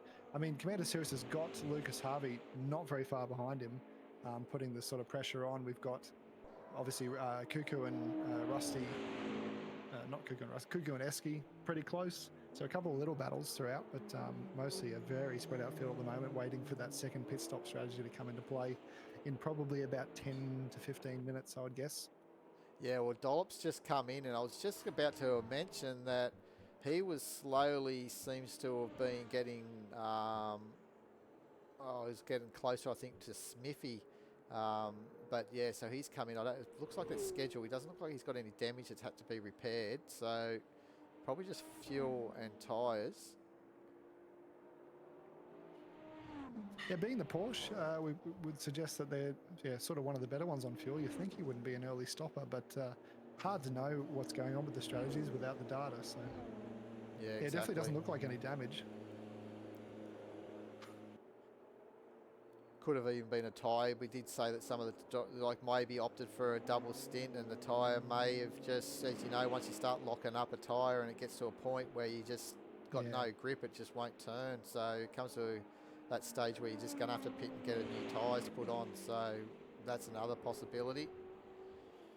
I just noticed as he's coming out of the pits there, it looks like Max Power is possibly one of the other retirements so far. No longer circulating, and I saw what looked like a yellow and black car in the pit there. So yeah, there's a good chance that might have been it. And also we know that sometimes when someone gets disconnected, they can take someone else out at the same time. But you know, we have seen some things being put through with the latest updates where they'll try and mitigate those problems. But it seemed to be what I read, where they were saying the multiplayer stability was actually where people were getting disconnect from lobbies from after the race, going back into the lobby to be able to start another race. So I don't think it's actually done much actually during a race. So we'll hopefully, fingers crossed, that gets addressed over time. I have full confidence that the dev team will resolve all the issues. It is unfortunately nothing about it is a speedy process. So yeah, they're doing a great job, I think, the AMS team, and they're not showing any signs of slowing. So we look forward to all those improvements. Yeah, no, not at all. Now that was Magic Mass that I just saw that we passed. So Magic Mass looked like his wing was damaged. Can we have a quick look? Because I think that he has got a damaged car. No, you're right. He has. He's had an off. So we've seen this happen sometimes before, and this is what, you know, fast drivers, they're at the limit, so it could have been a little bit of a tweak after going past a lap car, or just a break in concentration, but they're at the limits of the car's grip. It only takes a little thing that go wrong, and that's the end of their... Well, it's not the end of his race, but you know, to have an incident like that, so it looks like it's been a big one. It's gonna cost him, not just in this repair time, because it's actually going to throw him right out of sync for the fuel stops. Just assuming that they're doing about half an hour a stint, he's going to have to pit again compared to everybody else. So that is a pretty big costly adventure for him, unfortunately. Tell you what though, now it's made the race for the lead very interesting, because we've got No Frills and Tweak absolutely on each other here. Racing for position, racing for first, and it is outright first. No pits expected in the near future. Yeah, and this is where we can actually see maybe the strengths of the BMW and the Porsche for the pit stop, because as we've been thinking, the Porsche is probably a little bit better on the economy over the BMW, so No Frills may have to pit just before him, but we were talking about how he likes to do some fuel conserving like Esky Man as well, so he was out of sync a little bit during in the Le Mans race. I remember calling, he was up there in the top three quite a while in that race as well. I don't have any, trying to pick up the results of where everyone finished, because it was a cracker of a race, other than I think it was Rusty just absolutely smashing them. Yeah, I was on for a great finish at that one. I think it was going to be third or something, until I just turned it backwards into a wall. Absolutely no pressure on me, and I binned it. So, yeah, was really enjoying that race, though. Actually, tell you what, that's also, actually, speaking of Rusty, that Magic Mass moment, he's now only 11 seconds off these guys. That's brought him right back into it. Yeah, it sure does. And apologise, actually, it was Tweak that was the man that was actually the moment of Le Mans. I've got it all up here. And he won by almost 2 minutes. That's where I can remember. So it was 1 minute 52. He won that race over No Frills. So No Frills, and then Esky Man was third. So we've got those guys up in the top six. So we'll see how we go. Tweak obviously leading the race, so he's looking for a back-to-back victory. There's definitely not going to be that sort of a pace here. It looks like Tweak may have had the advantage at Le Mans. Maybe the straights favoured the Porsche or something, but No Frills is all over him here, and Tweak has not got that sort of pace advantage. That is for damn sure. If anything, No Frills is looking very strong here, but again, he's following. So if he gets a move made, we'll find out if that holds up when he's in front. And one man that we haven't actually been looking at too much also, not that we have to look at him, but just at least acknowledge, is Travis Moan in 7th position, Cuckoo's teammate. He's, he's fairly strong holding that position as Tweak. He's just, I wouldn't say he's running wide, he's probably, that's helped him with the exit there, so it might be his normal line. Yep. But we'll keep an eye on how Travis Moan goes, if he can start to reel in that gap from Esky Man. I think he's been in between Esky and John since the last lot of pit stops, so he's just been managing that and possibly extending his gap between himself and John Slow. So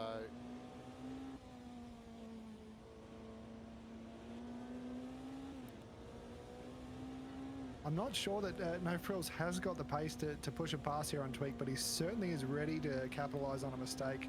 We're seeing Tweak go wide the same way we watched Cuckoo go wide there when he was under the same pressure. So it's definitely, he's asking the question, and he's not going to go around the outside. He definitely hasn't got that pace, but an over-under might be on the cards. I think Tweak's exit's too good. And you can see where maybe that automatic boost is actually working sometimes, because all of a sudden he just gets that little bit closer, but maybe you're better off holding off and utilising it here on this back straight, conserving it all and just use it all down here to try and get a move done. Yeah, look, again, it would be great to have that sort of information to know what the deployment is doing for these guys. We've just got to base it off gut feeling from watching, but you're 100% right. If you can sort of figure out the best way to manage that, you will have a massive advantage. It does, the game does do quite a bit of automatic intelligence in terms of when you're close enough, it'll start deploying extra and then it will recharge itself. So it does sort of do that automatically, but you've got to be watching it to know when it's doing it and when you're going to get that advantage. Oh my Lord, he's gone wide again. But yeah, look, you're 100% right. If you can manually manage that and then pick your moment, it would work out for you. Difficult to do though. Oh, big accident. Oh, someone's off. That's one of the Lamborghinis. Who's dropped down the field? Number 20, so that Illicit, unfortunately. Illicit, no! Hang on, was that him? It looked like it. Oh, yep, the whole front's missing. That's him. Yep, absolutely. He's had a big moment there. That's a real shame. Oh, well, he's moving again. He'll get around. He'll get it repaired, and I'm sure we'll see him out there again. Now, this is going to be interesting, because I think No Frills now, the last 2 laps, he knows he's stronger out of the final corner. He gets good drive, and also out of turn 1. So, well, turn 1, we've actually been seeing Tweak, I think, running very wide lap after lap. So he's just lost a little bit of ground, though, as one of the cars is starting to come in for all their mandatory stop. Commander Cirrus is in. Commander Cirrus. Yeah, look, I think we'd expect to see people starting to pit in the next 5 minutes or so. Oh my Lord, Tweak running so wide out of turn 1. I don't know if it's track limits out there. It couldn't be, unless he wouldn't be getting away with it. No, well, not even wide. Did you see how close he was to the wall on the inside of turn 1 as well? He was well over the curb. Yeah, he's definitely he's feeling the heat, I reckon, with those manoeuvres. So anyone watching wondering why do some of these aliens or these so-called really fast drivers can get these times in the time trials, you've seen it right now. They use every inch of the track and then some more, and they really work out where track limits are, and they exploit them to the millimetre. Absolutely. You leave nothing out there. That's it's something that doesn't come naturally to most people, but you spend time around races long enough and you know that you use all of the road and every bit that isn't there as well, because you don't leave anything on the table.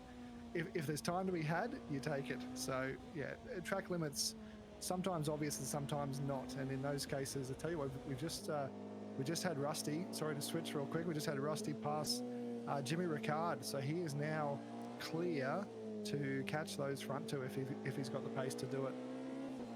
Rusty has been unleashed. He has been unleashed. That's definitely, and he's.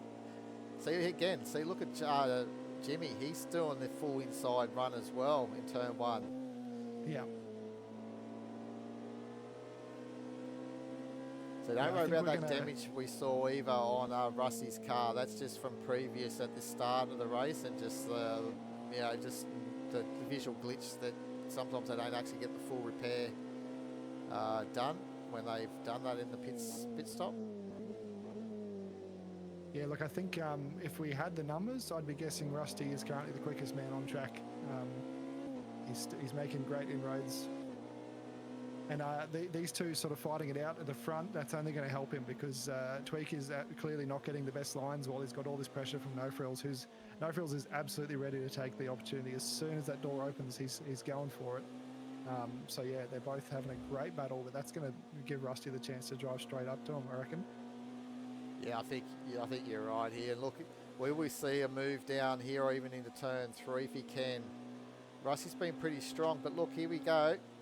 Yeah, you just can't do it around the outside generally. Oh, if you can force him to go deep, maybe on the exit, but no, it's not enough. That's when Rusty went around the outside of Esky or John, I think earlier, whoever it was. You know, that's not a move you'll see very often, and it requires a lot of pace difference to make it happen. Yeah, definitely.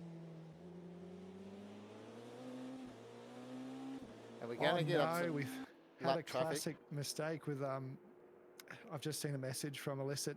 He pitted after that smash and it didn't repair the damage, so he's back in the pits and he's now 5 minutes behind. But credit to him, he's still there. He's still giving it a go. Well, yeah, all he needs to do is one more stop and he'll get to the end though now, so at least he knows he's safe there when he comes out. He's got a, I think Russ, speaking of stops, Tweak just goes in at the last minute. So No Frills at BMW, he's actually been doing good on the fuel burn, so possibly from being in the draft behind Tweak. True. Yep. Bit of lift and coast with the toe. Surely 1 or 2 laps, like I was saying, I think the pit window is going to be closing in a couple of minutes. Like we'll see everybody in the next 2 laps, unless they're doing a lot better than I'm expecting. So Kuku and Esky as the classic fuel savers might be going a little longer, but we may just want to also have a quick little look down at position 15 and 14. There's a little bit going on between these two. Teammates, aren't they? I believe, isn't that Hopes and Dreams? This is Hopes and Dreams, so little inter-team battle like we saw from Newcastle Racing earlier on.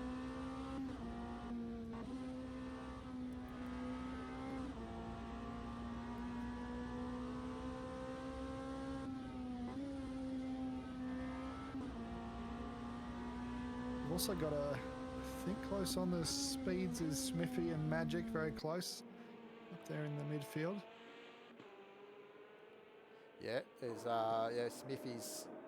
I think Magic Mass, obviously he's had that pit stop as well. Wonder if Smithy has as well. There was a few drivers that have already pitted as the No Frills and Rusty's are in. No Frills and Rusty in, yep. So they went 1 extra. And Kuku and Esky staying out, I think. We've got, Kuku and Esky going for another one. Yeah, that doesn't surprise me because I think they were about 2 laps longer than everyone else the previous one. So we should see them out for about the same. They should be out for a little bit longer. Travis going long as well. So we've got Kuku and Travis first and third currently. I mean, obviously they're pitting again, but they're managing it pretty well so far. Could be a master plan going on here. Yeah, and what this is going to do, as you said, like how long they have to stay for their final pit stop, which will be later on, because obviously they still need to have this pit. They won't be there for as long, so unless they opt to do a shorter stop now, and then in the later part, the last stop, they may go longer. So we might see some strategy here to see if they can get track position by short filling this lap, this pit stop. Speaking of, something unusual there because No Frills now 6 seconds ahead of Tweak, having both done a pit stop. So in that pit, I guess Tweak was stationary for a lot longer, or No Frills is underfueled, which I'd find unlikely, which is, that's quite a big difference since we saw them battling it out for so long, but now No Frills is clear 5-6 seconds ahead. Yeah, he could have short filled it, and then the next stop, like maybe he's looking that he puts the same amount in both stops. So the next stop he may put the same amount, but maybe a bit longer than what Tweak will be pitting for. But you've also got to be on the money there. You like on the pulse, don't you? You've got to have some sort of secondary display or something telling you how much fuel you're going to need, because trying to work it out while you're driving is almost impossible unless you're one of those mathematicians that can just add up without calculators. Look, there's a many multitude of ways of doing it. Last time I was out, I was clearly racing in the cockpit view, and the cars have a pretty good onboard fuel calculator, which is unfortunately not working for us. It is not accurate, but when you're racing in there, you get your fuel burn, and you get your fuel delta to the end of the race. So you just, every single time you're pitting, you're watching that fuel delta drop, and you want your last pit to be showing your fuel delta with +1, because the lap, you may get that extra lap, and you don't want to be running that risk of running it at 0. So it's pretty easy to do with these cars onboard fuel management. You also got a lot of options for third-party applications, and Crew Chief being one of them, where you can just say, Crew Chief, how much fuel to the end, and he'll tell you what you need to do. So a lot of tools available to the drivers, and everybody seems to have their own sort of method to the madness. But if you were trying to run it yourself, off just basing it off the numbers and how much fuel you've got, good luck with that. That's definitely not my game. No, not at all. I love this view. Just really shows you how technical that hairpin is at the bottom of the circuit. It's a good run here. Are we going to see an Esky sticking up the inside again? I think so. And there we go for the lead. And will we see him straight into the pits? Yes, we do. We do. And following one of the BMWs in front as well. Viperion, that is.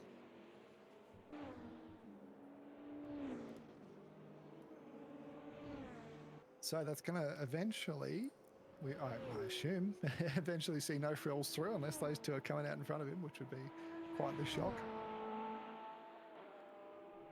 Yeah, so Viperion is actually, obviously, as we know, teammates to Rusty Jakes, who's currently in 8th position.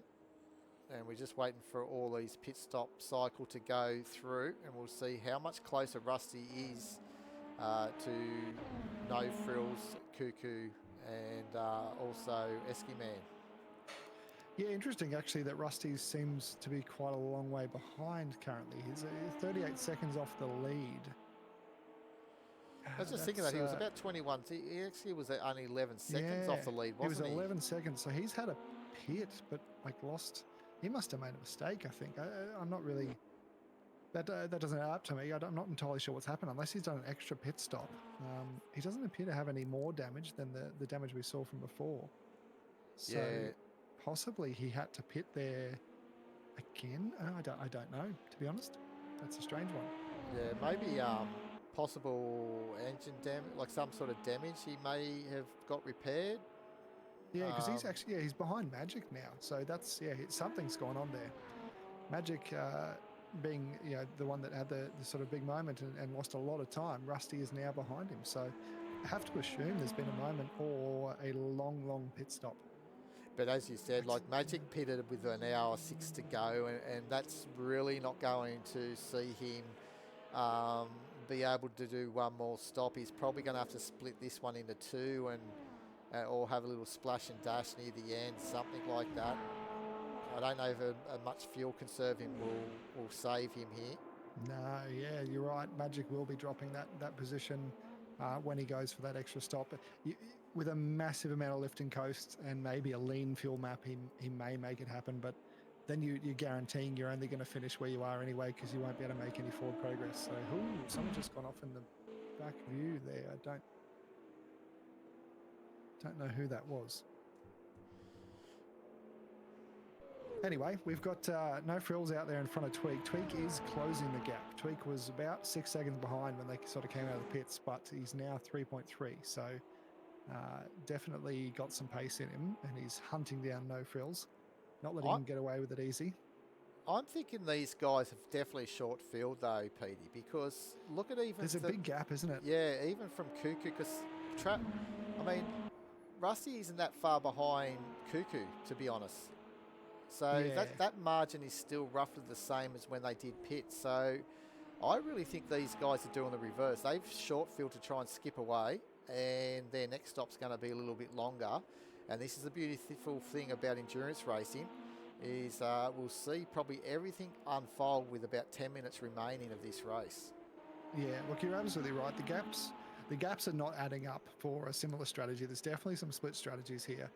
Considering it's 14 seconds back to third and then 28 seconds to fourth, that wouldn't make sense on raw pace unless they've all been making mistakes, which is possible, but unlikely for all of them to be making those mistakes. But yeah, no, you're very right. We're going to have to wait to see that one play out.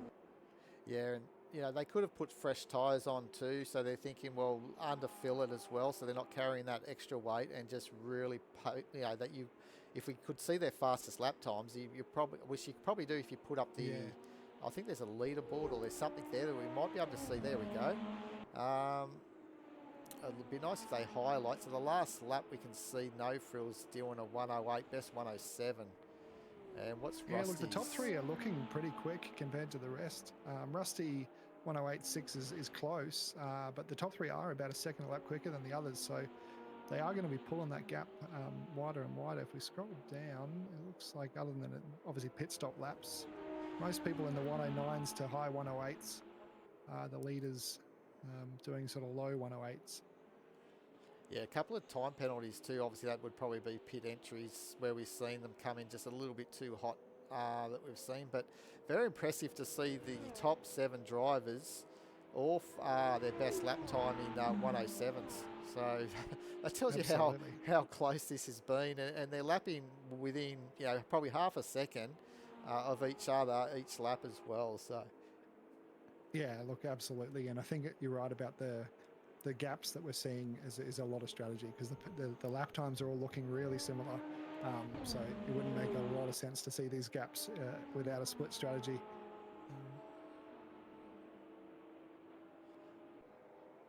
Definitely looking good out there at the moment. So we got obviously No Frills and Tweak. They're both the same. They're teammates, I believe. Is that both the BMWs, or is one the Lamborghini? No Frills and Tweak. No Frills is TNF. Tweak is the Craigslist Racing. Oh, so Tweak's the Porsche. No Frills is the BMW, right? Yeah. We're looking at them now. Yep. Yeah, so the gaps actually, I guess there could be a lot of traffic involved in this as well. So they're both sort of going through traffic, but that gap's back to 5.3 from where it was 3.3. So they're sort of maintaining position mostly, which means that No Frills, I guess it all depends on how the strategy plays out, but he's looking pretty comfortable at the moment. He sure does. I think he's just sitting back there at the moment, just biding his time. Tweak. He's probably keeping a little eye on Rusty's performance. It doesn't seem like, as we saw on the leaderboard there earlier, that both Cuckoo and Rusty are sort of doing similar time. So Rusty's not making the inroads. This is a nice battle that we've got between Travis and John Slow.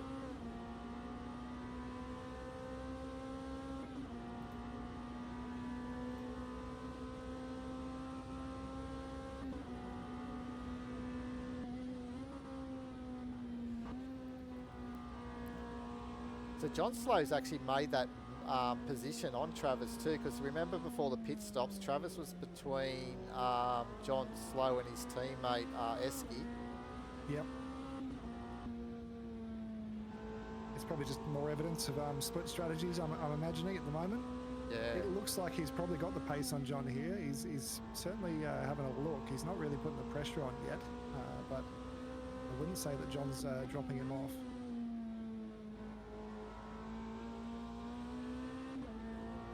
So there's a nice battle if the timings are correct as well between Pixel, Dollop and Viperion, possibly. But sometimes when you look at those deltas... That's very wide from John. It is very extremely Compromise wide. His exit, surely. I don't think Travis has actually got enough of an exit there. That was a very unconventional line through the double right. I think it's John, a bit... but he's got away with it.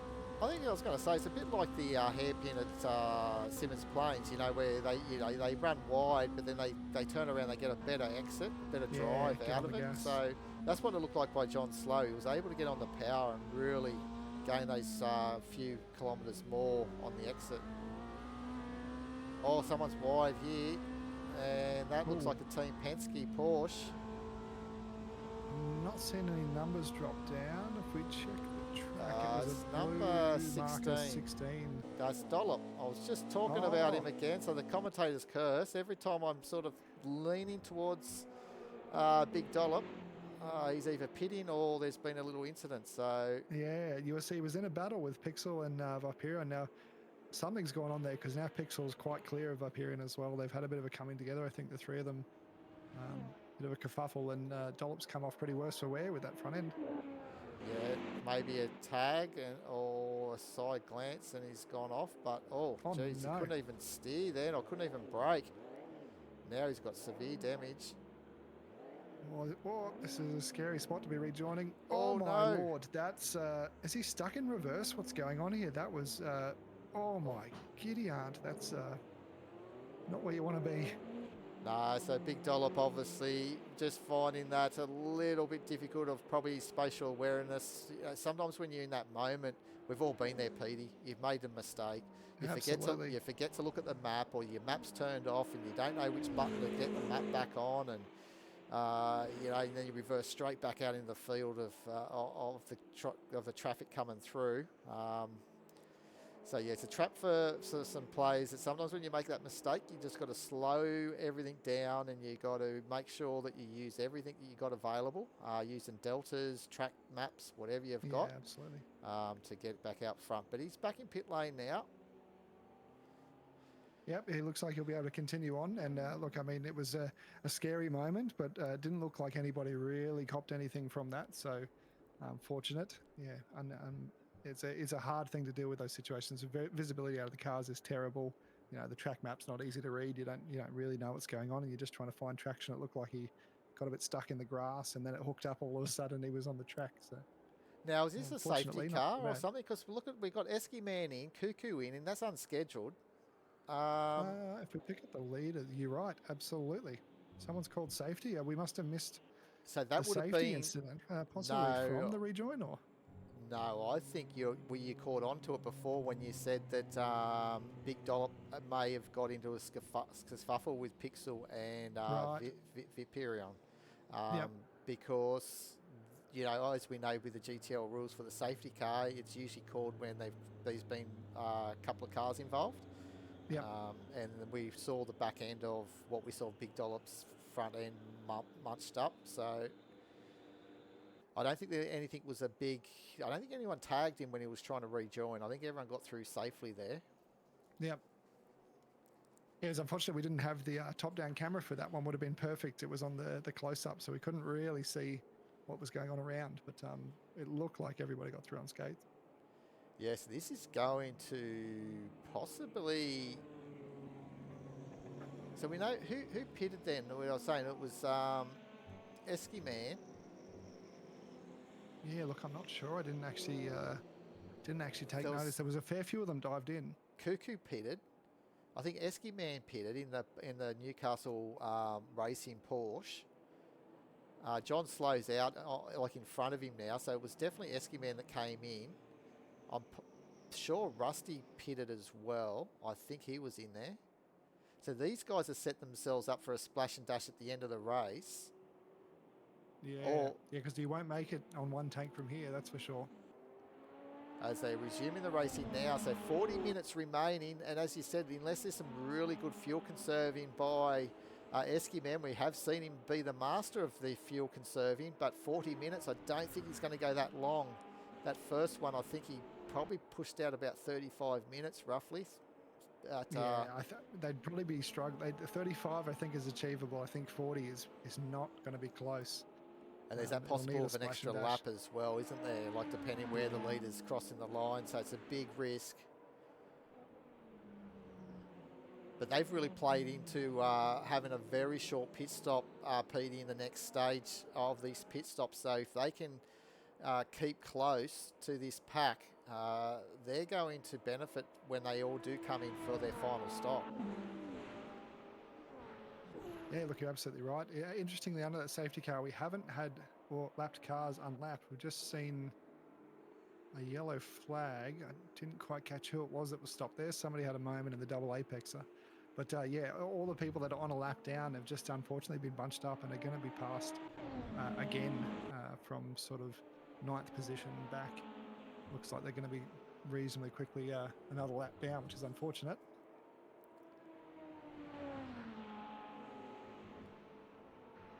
Yeah, but everyone's been doing a good job out there, and we've definitely got a great race heading our way right to the end here. And look at them go through here. One's just gone wide. Someone's just taken off. That was Commander Cirrus just to let these cars through as he's been a blue flag.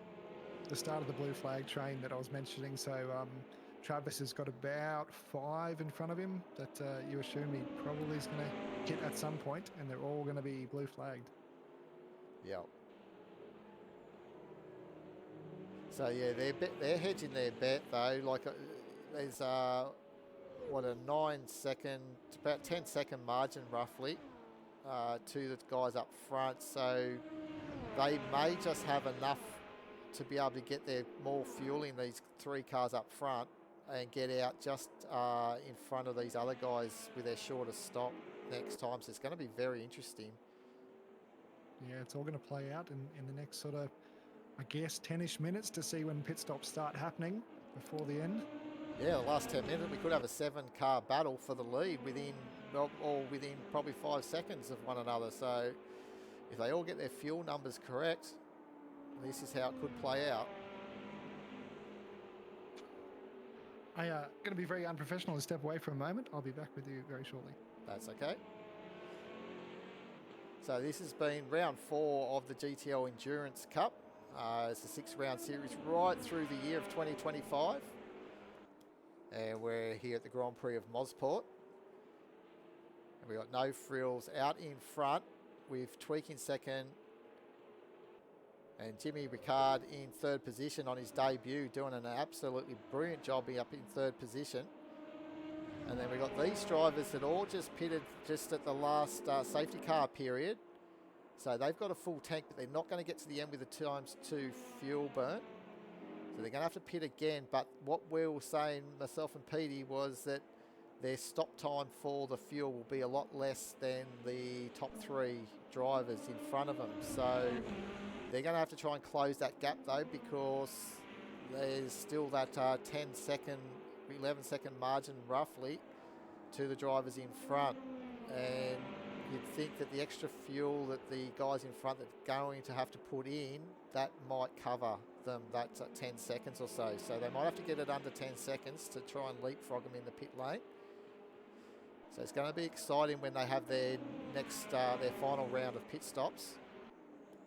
They've got a lot of blue flags to get through here at this stage. They're starting to come up to them now. Rusty Jakes was leading the race at the start and got involved with an incident with Magic Mass. When Magic Mass was trying to go down the inside, I think of turn 2 possibly, or I can't remember which turn it was, but early in the lap. And they've had a slow comeback drive, both Rusty and Magic. Then Magic, Magic got out in front. Oh, as we're looking at Esky Man almost making a move on Travis for Newcastle Racing in the Porsche behind. But Magic Mass got out onto a very clear lead and then made a mistake which we didn't catch on camera. We're not too sure if it was his own driver fault or if it was a misunderstanding through the back marker. As we're now enjoying this onboard footage of this Porsche with Esky Man.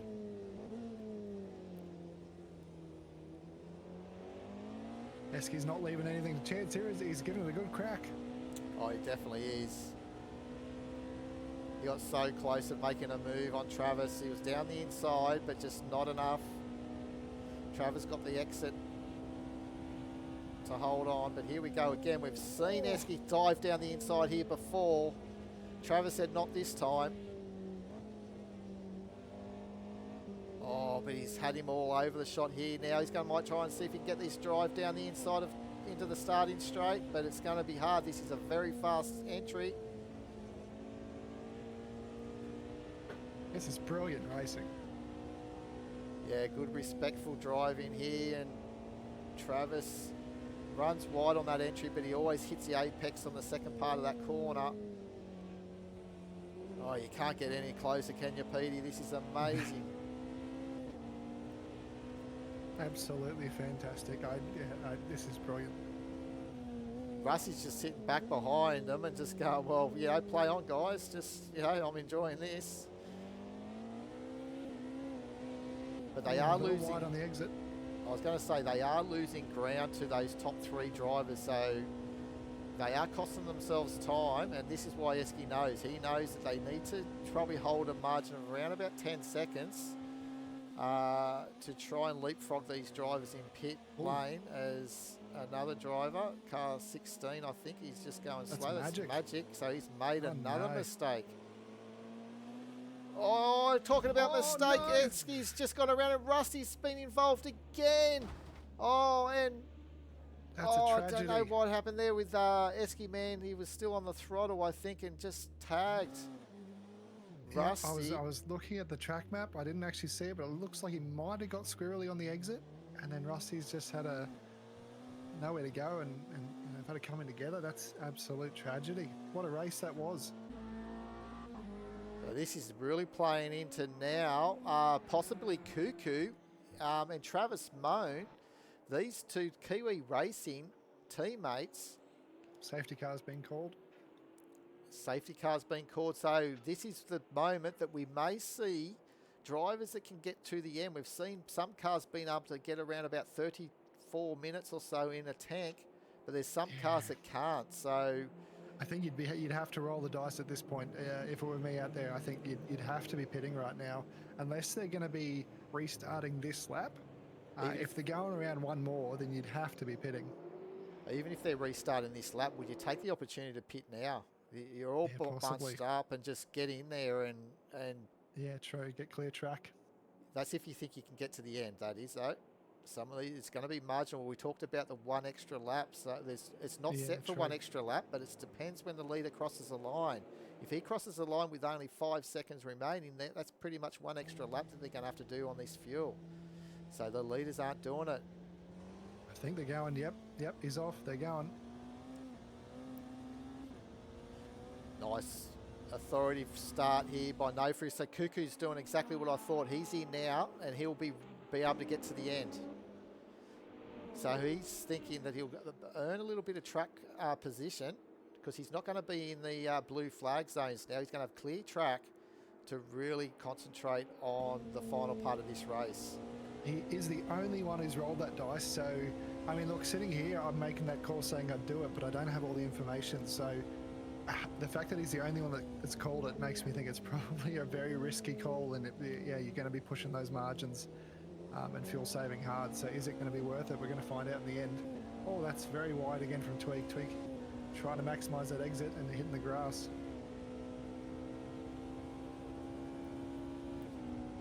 Yeah, so 3 drivers at it here for the positions, and we're expecting them to probably need to pit with these couple of safety cars. They would have conserved a bit of fuel, so they should be in probably with about anywhere from 25 minutes to remaining to 20 minutes, just depending when they decide. But we thought these guys actually short field as well, didn't we, in their last stop, because they did somehow create a big gap between the chasing pack. They were only about 11 seconds behind, and then we found that they were around 30 seconds behind after their previous pit stop. Yeah, so Cuckoo's ended up in 8th, 35 seconds off these guys. That seems pretty close for a full fuel as well, so interesting to see how that plays out. Yeah, it's only a short pit lane here, but yeah, definitely it's going to be very close. Cuckoo's going to have to manage fuel, but also try and push, but the advantage that he's got is a clear track, so... The teammates are back at it again. We've got Esky on the back of John. I don't know if they've got any version of team orders, but it'd be interesting to see if he does get past him again, because Eski's shown better pace throughout the race, and somehow he's ended up behind him. I assume on pit strategies at the moment. Yeah, No. I think What am I talking about? Eski just had a massive collision with Rusty.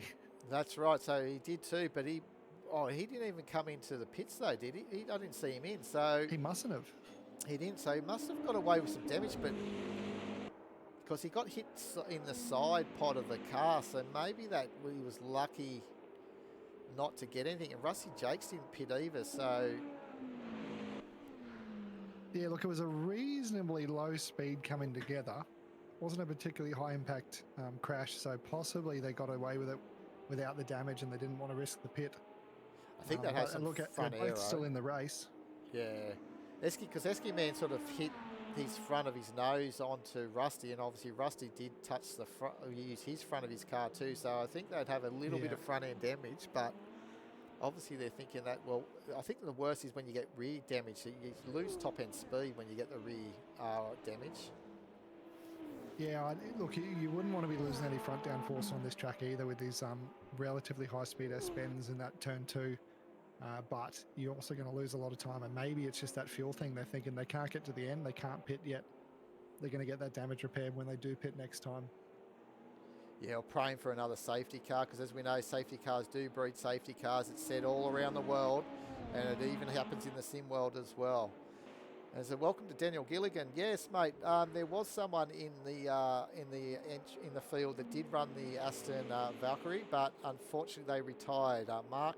Oh, there's been a spin. Oh, there's been. So we'll just smash. We're just talking about a possible safety car. This is definitely a safety car. So this is that no. That's no frills and tweak. Oh no. Yeah. So the two leaders, we missed that. Obviously going for a move for a position. And it's going to be a lengthy pit stop for Tweak, because he's missing the rear wing. And we also had one of the Porsche yellow bananas off as well. So I think Jimmy Ricard's got through. He's got a little bit of damage there, but he's got through pretty unscathed. I was just looking and thinking no frills. He was a second or a second and a half up the road. I wonder if he's just had a spin and it's caught Tweak out, because Tweak was not. Last I saw, Tweak was nowhere near a passing position. And then they both had a coming together, so that's a real shame. Possibly a mistake, but no feels not too much damage. I think, yeah, maybe he's had a spin and it's caught Tweak out. Tweak's copped a real bad hit, lost that wing. And they've not called safety. We might be after the last safety, I think. Didn't Russ hit Eski Man? Oh, was it Eski Man or No Frills that was spun? It was No Frills and Tweak. No Frills and Tweak were on the side of the road. And we were sort of watching Jimmy Ricard, who kind of snuck through with a little bit of a hit as well. I don't know if Eski was involved in that at all. So everyone's pitting now. This is obviously the pit window for fuel. And you've got all these people with damage, so they're all coming in anyway. Yeah, so how's this going to wash out? Cuckoo. Oh, we do have a safety car. Okay, safety car has been called. Cuckoo's taken the lead and is running at safety car pace. And this has helped Commander Cirrus, Viperin, left, all those guys that were actually pretty much nearly a lap down, and they're getting right onto the back of the field here to really see if they can shake this top 6 crew out. But the only question mark is on Commander Cirrus in that Cadillac. I'm not. Oh, he's in pit lane, so he answered my question there. Was going to be fuel, because he was pitted fairly early ago, and I don't think he was going to be able to get to the end. So he's in for the fuel to be able to get to the end. Oh, it could be a graphics bug, but Tweak not showing repair. No Frills still in pit lane, I think possibly for damage. A very, very long pit stop for No Frills. Real shame for him. He was looking a great chance at having an awesome finish here. I don't think he's going to be able to do much to get back up into the podium from that position now. No, but look, Cuckoo now leading this race. He's got control, and this is what we're trying to hopefully to see what was going to play out with the last 10 minutes of the race when he pitted that previous safety car, and if the other drivers, once they pitted, where he would funnel out. But we're not going to see that. There was a few strategies we were hoping to see how it played out, wasn't it, Petey? But we've sort of been robbed of that. But we're going to have an extremely exciting race right to the end. It's basically now a typical sprint race. I mean, it's a long sprint race, but yeah, look, Cuckoo, if he can make it to the end, if he has done a master strategy here, this safety car is helping him a lot. But, that 30 odd minute stint on fuel, if he can do it, he's got a great chance of holding on to it, but he's going to have to be fuel saving, and he's going to have the pressure of Esky and Rusty and Travis all right behind him, all full fuel, all ready to rock and roll. So I don't know he's going to hang on to it, but it'll be awesome to watch. I think he will, because I think when one of the first sort of low round of pit stops, he was one of the last pit stoppers as well. Like he wasn't the last, but he did go more laps than most of the regulars. So he's got good fuel economy in that Lamborghini, or he's been able to find good fuel economy. And here we go with 24 minutes remaining. We've got Cuckoo leading the Esky man. We got Rusty Jakes back into third position. Who would have thought that he'd be able to be all the way up to there? We're hedging our bets to possibly get a podium, but he's well and truly in the fight now for the lead of the race. Oh, there's been another incident. Who was that? Went out? Esky, was it man. Esky? Taken out by a Lamborghini, number 46. Might be Viperin. Is it Viperin in the Lamborghini? No. Stu? No. Who's the other? Bloody 9. It was the Bloody 9. Oh, no. It's a real shame. Oh, no. So another safety car, I think, will be called. Lost wing. Yeah, it looks like it probably, yep. That's playing right into Cuckoo's hand. I think at this stage, he's going to have no problems with fuel to the end now. Yeah, but look who's behind him. Crawling laps. You think he's keen to go, Rusty? With the yeah. Wait, no, that was a lap car. No, lap that's car Rusty that behind him. giving a wave through, but we got Rusty in the BMW right behind him, and they're going to restart. I'm not too sure. They're letting the cars come through to get into the pits. I don't think they're going to wait for them. They may.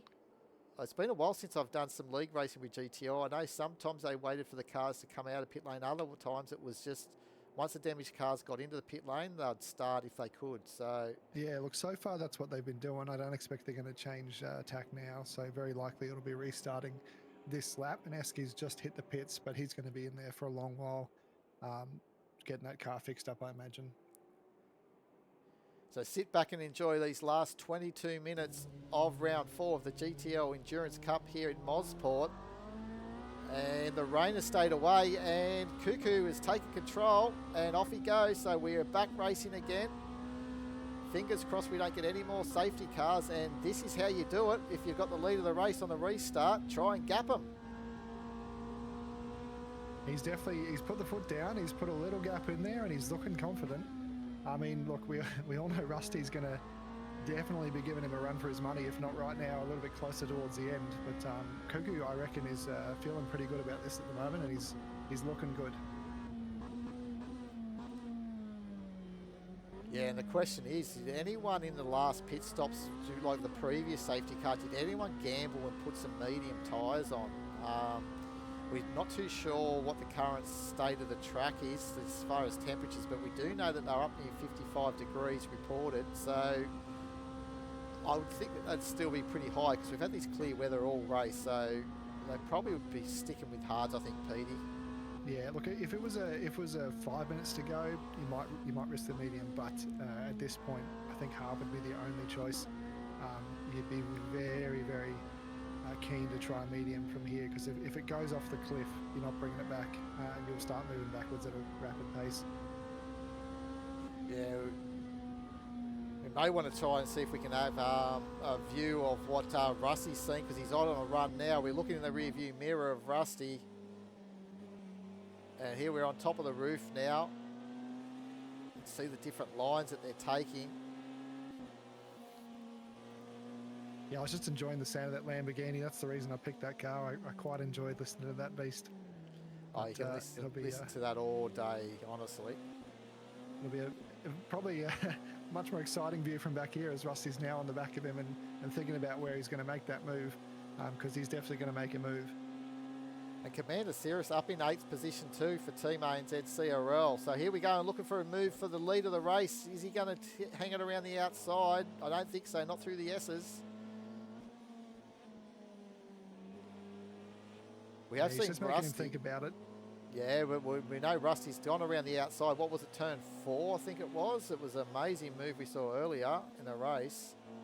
I believe it was, Yeah. was it Rusty? I think it was Rusty. It was Rusty on turn 3 around Esky or John, I think, one of those guys, which is this corner coming up. He sticks out the inside. He's got the pace. He might be doing it here. He's got the knowledge. Track cam, here we go. We can see if he can hang it around. He's then got the run down to the hill.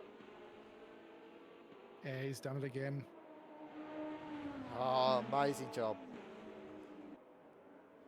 He makes that look easy. That is not easy at all. No, it's not, and it's the second time we've seen him do it in this race. Now, will we see Cuckoo possibly let Travis try and attack Rusty, and then if it doesn't work, if they swap positions again, because Cuckoo's probably been in front of Travis most of the race, but it looks like Travis is fairly racy. Yeah, look, I mean, it also, Cuckoo, if he is doing any sort of fuel saving, it would be very wise for them to swap positions, but because he'd then get the tow and maybe just stick behind Travis. But also, knowing Cuckoo, he's probably not going to be too keen to give up that position, to be perfectly honest with you.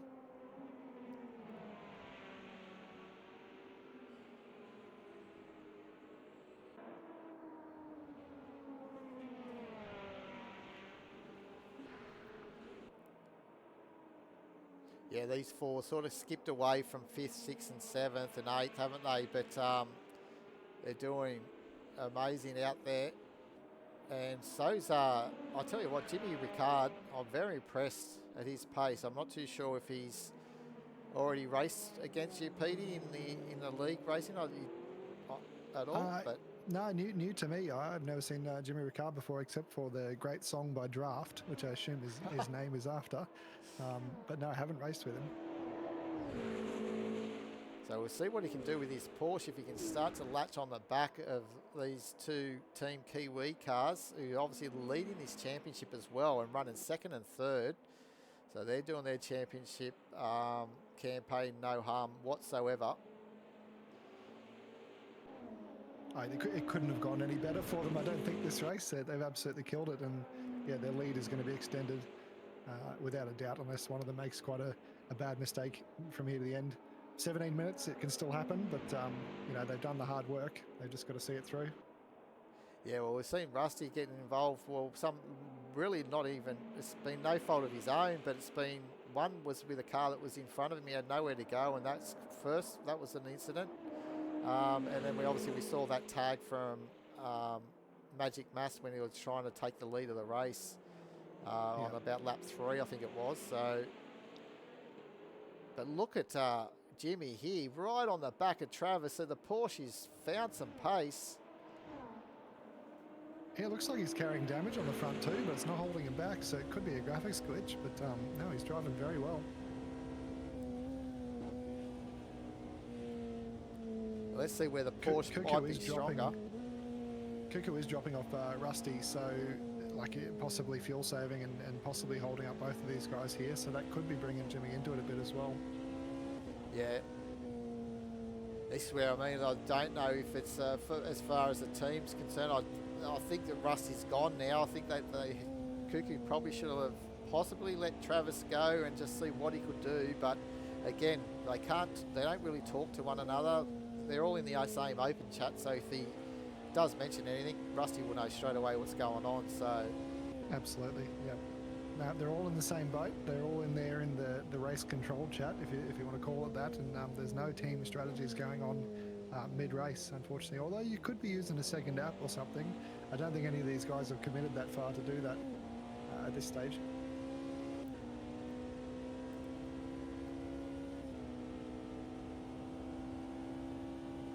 yeah, what a fantastic circuit this is, and it's been a great race. It's been a challenging race.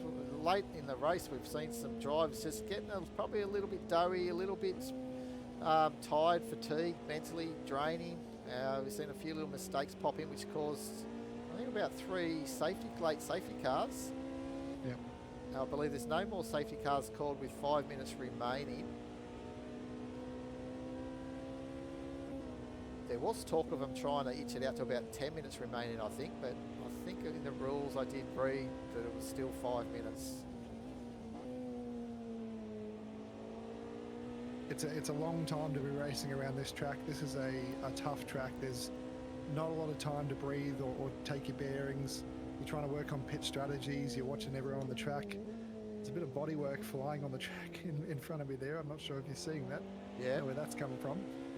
Yeah, I saw that on the track there, but that was probably for a remnants of the previous accident we might have seen, Yep. but from the last safety car. But look at them just weaving through these. Oh, there's a car off of the road. It was a Porsche.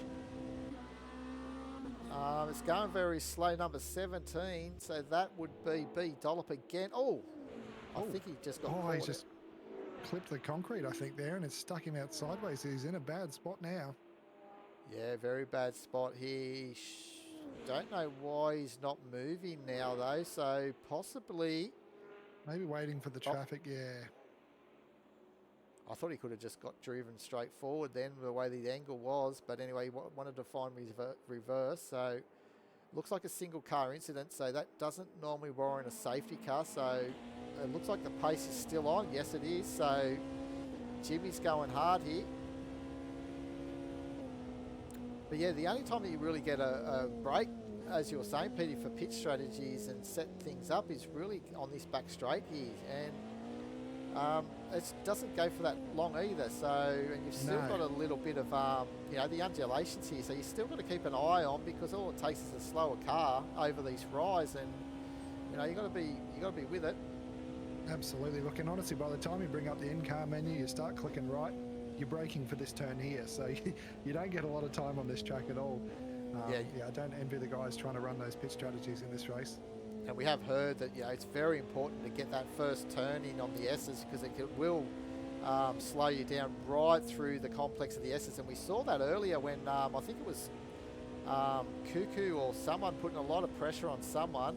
And it might have even been Vipper or one of them that was actually just couldn't get it back into the flow. It was left, right, and just missing apex after apex.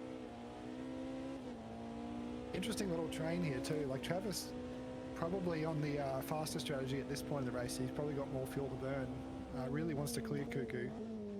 They're both falling off Rusty now. He's got no chance of catching Rusty, but he is at risk here because Jimmy's all over him. And if he can't get past Cuckoo, very good chance Jimmy's going to get him here. Yeah, we've seen Jimmy pretty racy too, and he's been up in the pretty much the top 6 running right through this race as well. So it's a very warranted position.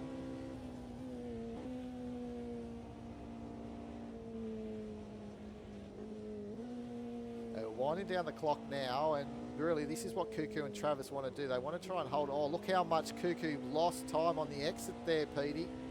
Oh, is he going up the inside? He's thinking about it. Cuckoo's let him have it.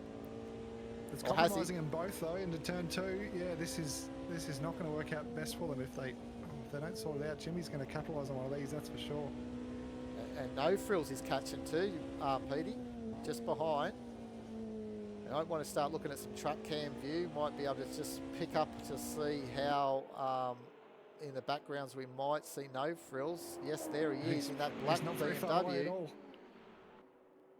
And this is gorgeous shot here. This really gives you an understanding where everyone is, where they are on the circuit, coming around this bottom end of the circuit.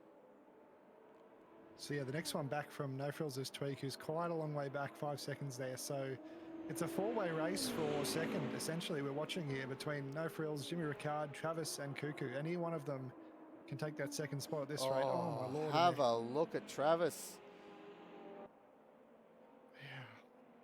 Going to end up 3 wide in a minute at this rate.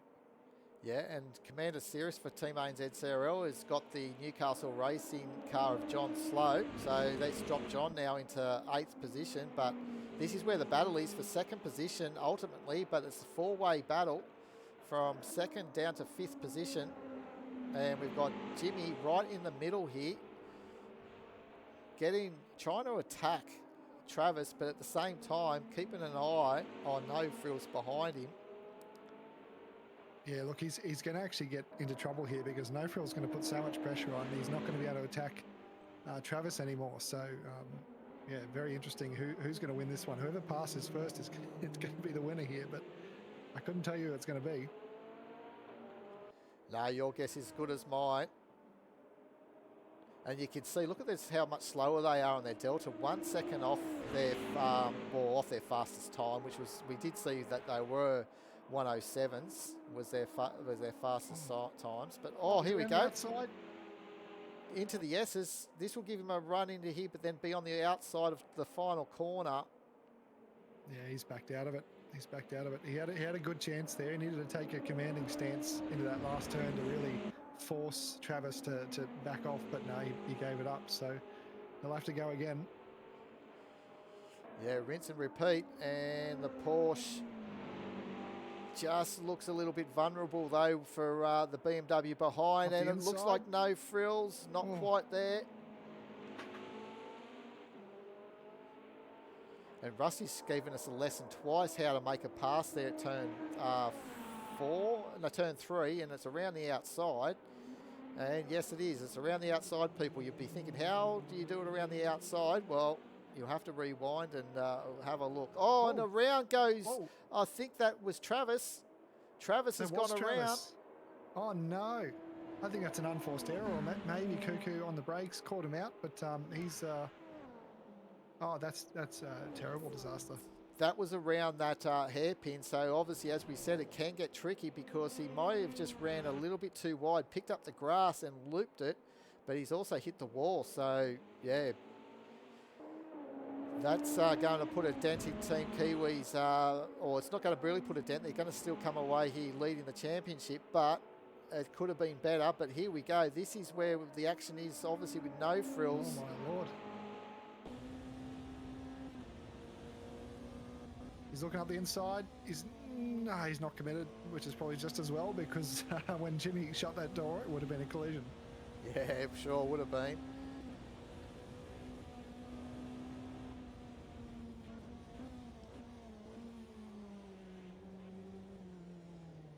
That is a very technical, tricky set of corners, and it doesn't take too much to upset the cars. So obviously just caught Travis out and rotated him around too much there, which is a real shame. He's down to 9th now and pitting for that damage, which is going to throw him a lot further back. These three, though, I tell you what, oh my Lord. Yeah, no frills checked up, then you could hear the engine note. He actually got off the throttle. Not too sure if Jimmy was going to come out to the outside then. So yeah. Otherwise, he had a run, didn't he? He definitely had a run on both of these drivers in front. Look, I definitely say at this stage it looks like No Frills the quickest out of these three, but with the 2 buffer, Jimmy's getting the helping hand from Cuckoo on the straights, and Jimmy's probably got the pace to get past Cuckoo, it looks like, as well. But neither of them can make the move happen at this point. Yeah, No Frills is looking pretty dangerous here, I think, to get both of them.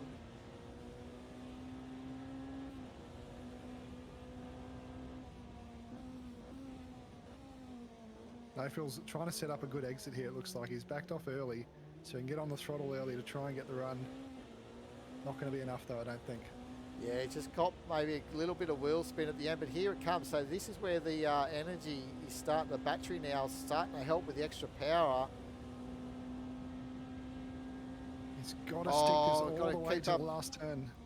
Possibly track cam. You see him going around? No. I think they're a little bit scared. They've really got to just commit to that move. When you get around the outside there, you've got to force them all the way to the last turn. Otherwise, you end up back at square one. Yeah, it's easy to say that while we're in our now comfortable broadcast booth. But I tell you what, these drivers have been going around for just under 2 hours. They'll be mentally drained, and the pace has been frantic. Oh, here he goes, down the inside, but this is a very tough corner to do that. This is where I think Rusty has worked this corner out. The pass is around the outside because you can keep the flow going. You can keep the momentum. You're not worrying about getting your nose chopped off. Yeah, look, you can brake later. That's it. Because the trouble is what just happened there is if No Frills did commit any harder than that, he was running into Jimmy. That was very close. But yeah, if you run the outside line like Rusty, you can brake as late as you want, carry that pace. He's definitely, I don't know, not a lot of people can do that move, but he's done it well, and he's proven it can be done. Up the inside, maybe. Oh. Yeah, apologies to the rest of the field or anyone else watching to, supporting your driver, but this is an amazing battle here for second position. We've got less than 5 minutes remaining. There's no more safety cars will be deployed. So it's a run to the flag. At the moment, it looks like Rusty's going to hold off. He's extending that margin close to 10 seconds. How's the blue flames just burping around in the back of the Porsche exhaust?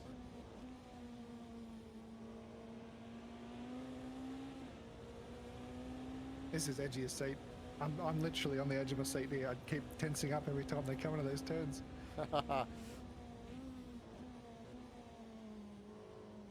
Yeah, we got the best seat of the house here right on the roof of No Frills BMW. Well, Jimmy's got a good run here. He might have a look at Cuckoo. Cuckoo's defending the inside like his life depends on it. Jimmy's getting shut in by No Frills. And this is a hard thing. Where does No Frills fit in if he does make that move, though, Petey? You know what I mean? There's no gap between Jimmy and Cuckoo. So No Frills is sort of got one hand tied behind his back. You've got to stick the outside. You've got to hang on to it. You've got to block Jimmy from that left-hander before the final turn. And then you can force him to have a bad exit and a bad entry in the last turn. You've really got to commit to that outside line in that first right-hander, which is very hard to do. And of course, if Jimmy runs wide, you have a collision. So they're probably making the right call. Oh, he's really looking up the inside there, far out. Oh, he's almost gone out on the grass there, No Frills. He had to just take a little bit of a moment there.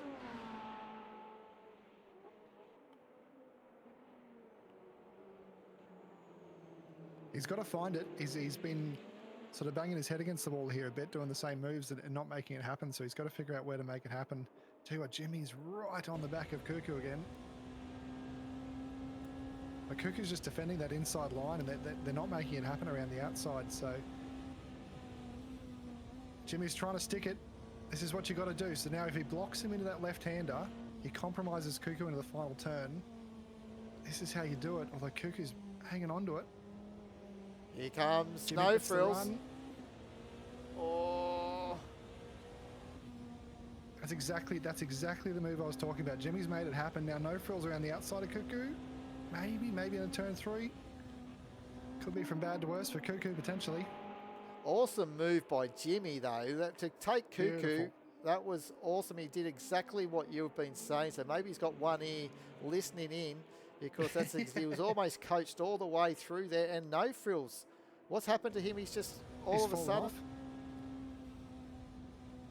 Is he coasting? He's coasting. He's disappearing, isn't he? There's a minute 50. He's fuel saving possibly. He doesn't have enough fuel. I think he's struggling to even get back. He seems like he's clutching it.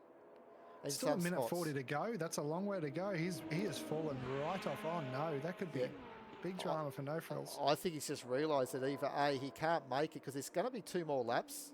He's going to have to do at least 2 more laps around here. So he's probably just trying to get back to the pits to get fuel.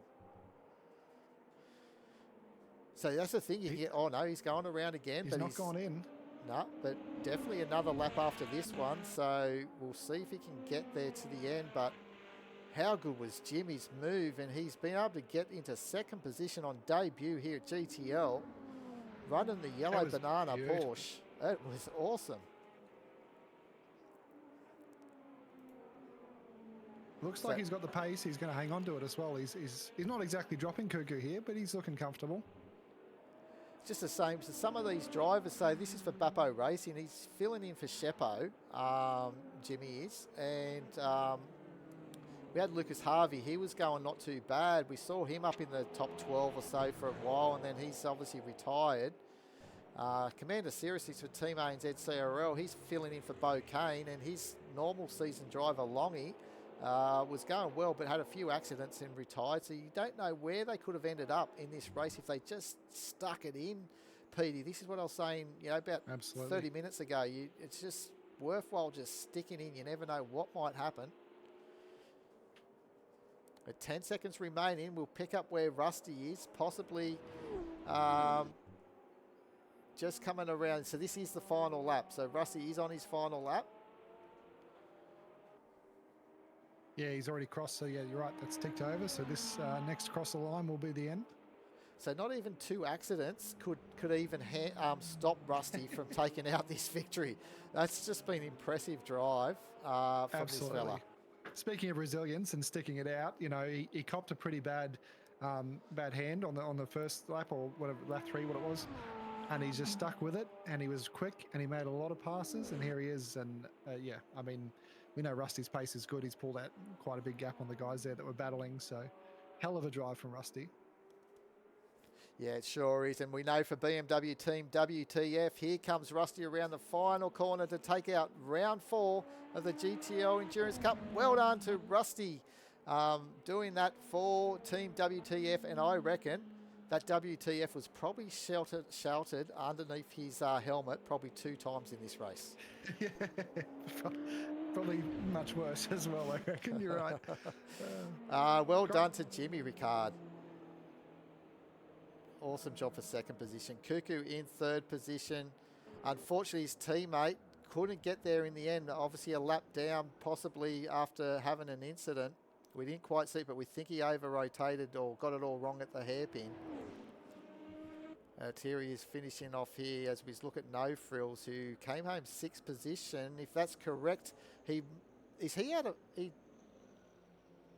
yeah, look, he did cross the line.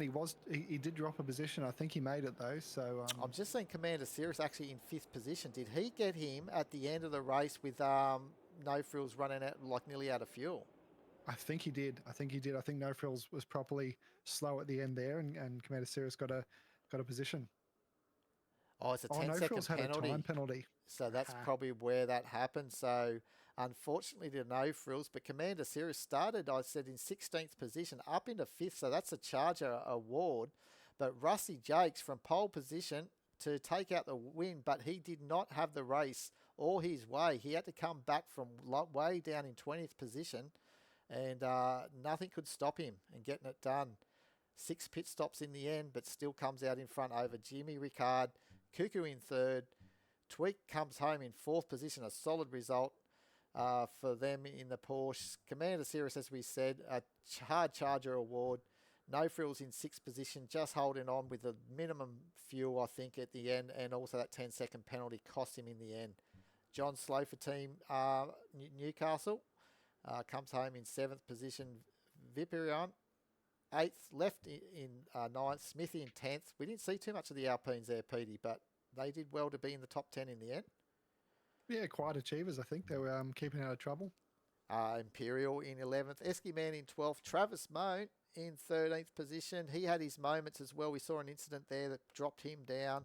Pixel Boy in 14th, solid result for him. I saw him lingering around in the bottom half of the around the 20 sort of spot, but comes up in the end. The Bloody 9 in 15th. Stu finished in 16th. Illicit, there's your man in 17th position. Did a really good job there. Big Dob we saw having a few incidents in the end. Just couldn't quite get back, and I think he did finish the race, but obviously 6 laps down. And we got some DNFs. Magic Mass. And that's the end of our stream, of our coverage there at that point, of the list. But Petey, what are your thoughts about what we just witnessed all through that? A bit of chaos, really. More chaos than I expected, to be honest. But I think you were right earlier when you said people just getting a bit weary. Hell of a long time to be focused on that track. Some mistakes that you probably wouldn't expect to see from a few drivers. So yeah, look, well done to the guys that were able to capitalise. It was certainly exciting from where I was sitting, and really enjoyed that. Thanks for having me here. Oh, it's my pleasure. Petey, it was great to have you there, and hopefully we might see you back in the driver's seat if your back's all okay for the 6 hours of Say Polo on the 13th of October. It's going to be a 2-hour event. And as we said, we're going to have a big one at the end of the 1st of December, the Petite Le Mans. We're going to have a 2 hours, 24-minute race, and that's going to be a day-night cycle, just like we do normally see for the 24 hours of Le Mans. So that should be something special. And hopefully we can have a full grid for these last 2 rounds, Petey. So if anyone's interested, make sure you hit up Gravel Trap Legends and join in and have some fun. Absolutely. Look, it's a real shame we didn't get to see that Aston Martin too. Hopefully that's out again next time because, yeah, it's a pretty cool looking car. It sure is. So until next time, Thank you for joining us, and stay safe. Cheerio.